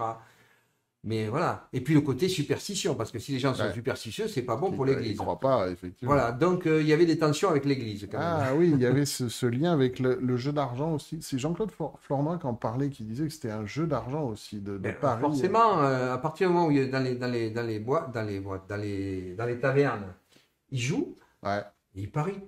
Parce que qu'est-ce qu'on Ah fait? oui, c'est pas intéressant, sinon. Sinon, c'est pas intéressant. Voilà, donc ils parient et voilà, ils tapent le carton et ils mettent des enjeux. Et quand il y a des enjeux, ben il y a pour bien trouver, comment dire, pour bien deviner le jeu de l'adversaire, ben on peut faire des petites marques. C'est ça, ouais. Donc ils tripotaient un peu ils faisaient des encoches pour repérer le jeu de l'autre, etc. Donc il y avait des arnaques, donc il y avait des tensions, des bagarres Ouais, et des meurtres. Ouais, ouais. Voilà, ça pouvait aller jusque-là. l'Église n'était pas contente, quoi. Parce que, Effectivement, bon, ouais. elle n'avait pas tort, dans le sens où c'est sûr que, bon, mais En termes de divertissement, le tarot, ça faisait partie, peut-être avec le théâtre vivant, des seules distractions éventuellement. absolument, ils n'avaient pas Pas 36 l'ORTF, choses, ils n'avaient hein. pas la télé, Ah oui, c'est ça. ils n'avaient pas Internet ni les portables. C'est ça. Donc, ils avaient le jeu. Effectivement, le jeu servait beaucoup pour se délasser, pour oublier sa condition. Oui, quand je parle du tarot, c'est tous les jeux. Ça C'est peut tous être les la jeux de cartes, belote, le piquet, le ci, le là, les boules. Ah, on est bien d'accord. jouer à aux boules Marseille, aussi, pareil. exactement, oui.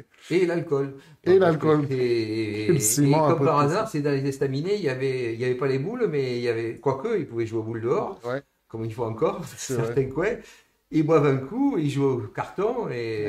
et voilà. hein. ouais, donc il y a ce côté très vivant aussi, très populaire et Ouais, très c'est vivant. populaire. Ouais, ouais. Les jeux de cartes, c'est populaire. On parle aussi à son origine peut-être d'un outil pédagogique de développement personnel, d'apprendre Ah oui. les vertus, d'apprendre les choses. Qu'est-ce que tu en penses, toi, là-dessus?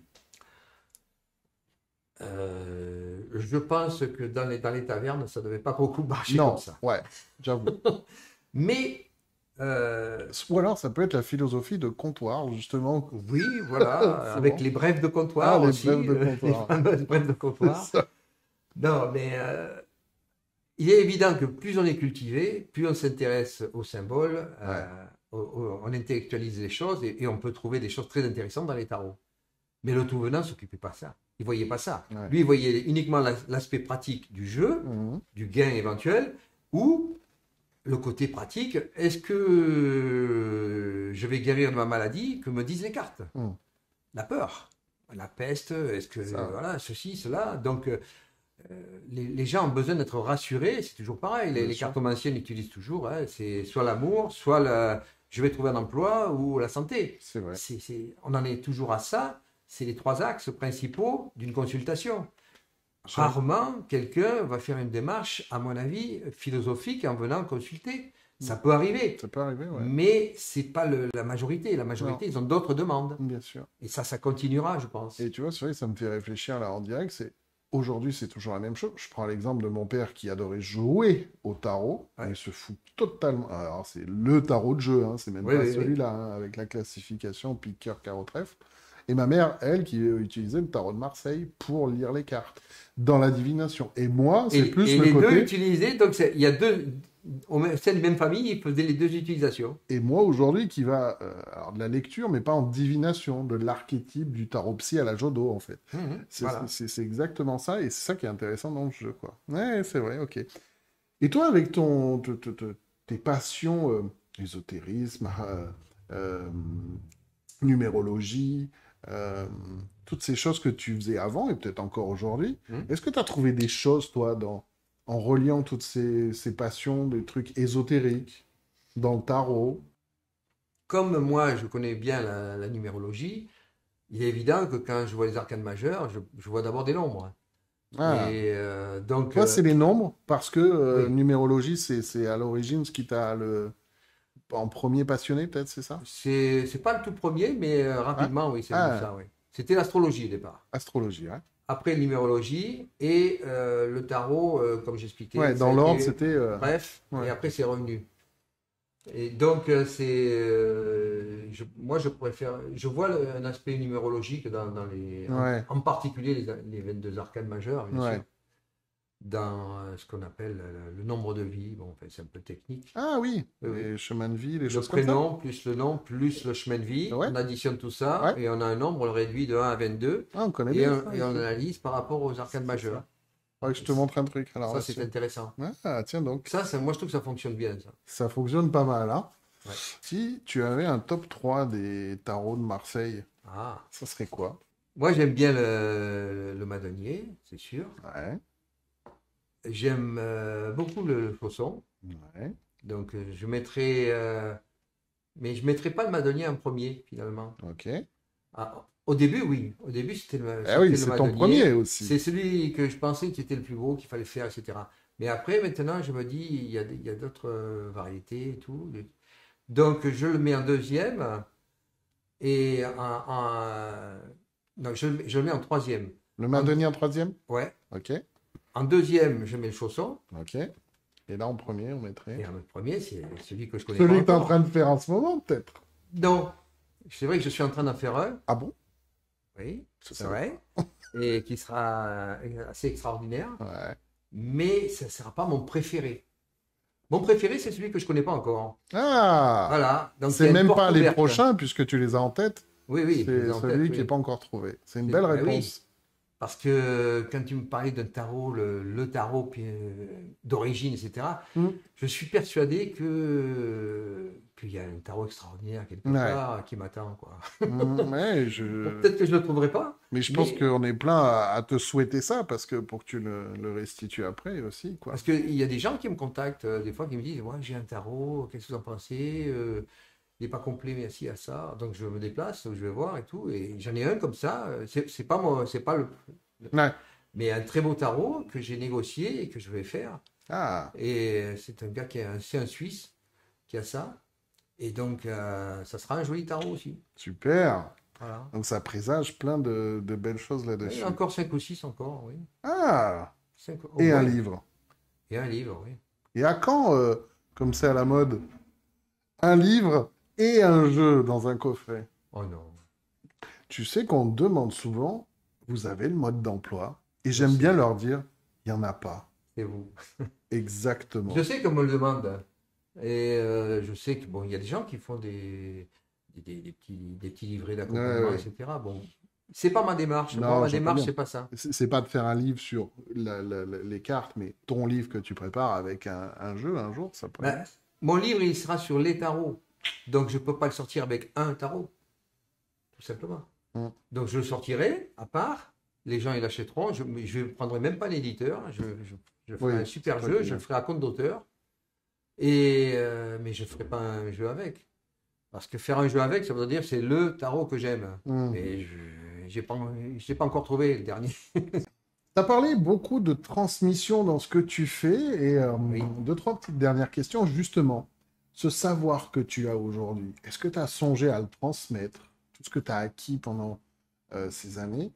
Est-ce que c'est quelque chose que tu aimerais faire par la suite, ou le tarot que tu vas créer, ou le livre aussi qui va sortir, ça sera justement un peu le tarot, l'héritage du tarot tel que toi tu le vois?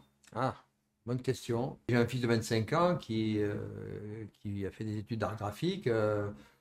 Je suis partagé parce que j'ai pas envie de lui imposer ça. En même temps, bon, je sais qu'il est volontaire, mais il a d'autres choses, il a ses projets à lui, donc je vais pas lui imposer ça. Premièrement, effectivement, le livre, ça sera la quintessence de tout ce que j'ai pu rassembler en éléments sociologiques, anecdotiques et factuels sur les graveurs et les quartiers. Et pour ce qui concerne la reproduction de jeux, j'en ai encore 5 ou 6 à faire. Quand ils seront faits, le temps aura fait son ouvrage et je pense qu'il sera temps de ne plus en faire. Sauf si, bien sûr, je tombe sur un 6e, Bien sûr. je ne pourrai pas résister, c'est probable. Et donc, si on a l'intelligence de rien me proposer, je terminerai 5 ou 6 tarots. Et après, j'arrêterai. Et puis, lentement, les stocks s'épuiseront, s'écouleront. Ouais. J'ai pas envie de les brader non plus. Bien sûr. Et donc, ça partira lentement. Et les gens auront des petits collectors. Ah, ouais. Et l'idée, un jour, ça t'est arrivé de penser à faire ton tarot? Non. Non. Jamais de la vie. Ouais. Jamais parce que c'est pas mon axe, c'est Bien pas sûr, mon truc. j'entends bien, mais au cas où... J'ai pas assez de théories arrêtées sur le tarot. Et d'ailleurs, si j'avais eu une théorie si arrêtée sur le tarot, je n'aurais pas cherché à produire 15, 20 Ça serait tarots. déjà fait, tu veux dire. Et voilà, j'aurais Ouais. fait un tarot définitif, entre guillemets, ou et gothique, ou Mhm. voilà, mon tarot. Mais je me suis contenté de faire mon fils et j'ai pas fait d'autres enfants. Voilà, donc non, j'ai pas besoin Ouais. de faire ça. Ok, Je suis pas compétent, on va dire, pour ça. d'accord. Ok. Voilà. Merci. Et par rapport à ta carrière, à tout ce que tu as fait, tout ce qui est devant toi, hein, qui sont tes créations, c'est quoi ton regard sur ta carrière et sur l'impact que tu as eu? Alors, on se rend jamais compte de son impact. Mhm. C'est les autres qui vous le disent. Et moi, je pense que je suis conscient qu'il fallait le faire. Je suis conscient que je pouvais le faire. Ah. Et je savais aussi qu'il faudrait que je m'entoure pour ça. Parce que bon, je ne suis pas parfait, j'ai des lacunes, donc il faut que je m'entoure. Et après, je pense que ça fait peut-être partie de mon chemin de vie ou ma mission de vie, comme on dit. Ah, ouais. Voilà. Et ça me plaît de le croire. Ça fait partie, je pense, de ce que je suis venu faire sur Terre, quelque part. Alors, Voilà. En tout cas, Monsieur Yves Reynaud, merci pour cette mission de vie, pour Voilà. ce que vous faites, ce que tu fais là-dessus sur le tarot. Et ça me parle aussi par rapport à ce que on fait avec le tarot de Marseille, avec toi, maintenant depuis au moins 5 ans. Tu as dit des choses intéressantes, c'est de savoir qu'on peut le faire. Et avec quelqu'un comme toi et ce que tu proposes, c'est aussi ce qu'on se dit, c'est qu'on peut le faire aussi, montrer tes tarots à Marseille, aux Marseillais et aux gens qui viennent un petit peu partout dans le monde pour voir ce que c'est que le tarot de Marseille. Oui, parce que ça manque à Marseille. Ouais, Ça manque à Marseille. Marseille, c'est pas seulement le savon et les cigales, c'est également une richesse iconographique, une histoire, c'est vrai. des gens qui ont vécu ici. Et ça, c'est bien dommage que ce ne soit pas aussi vulgarisé et popularisé. Il y a une demande en plus des gens, mais apparemment, Ouais, il faut je qu'il y ait- comble un besoin, mais C'est exactement ça. voilà. C'est exactement ça. Et votre lieu également Ouais. est nécessaire. Et on est ravis en tout cas d'avoir tes œuvres chez nous et puis ravis de les proposer à tous ceux qui le souhaitent sur ton site tarotdemarseillehéritage.com, Oui. hein, où vous pouvez consulter toutes les œuvres qui sont faites et puis guetter la prochaine sortie qui arrive. Oui. Ah oui, Hein, une belle surprise. Vous verrez. 2023, 2024, plus tard 24. 2024. 24. Super. Merci beaucoup Yves Reynaud, merci à toi et puis rendez-vous en Merci à 2024 peut-être pour la sortie de ce nouvel opus. Avec plaisir. Merci beaucoup.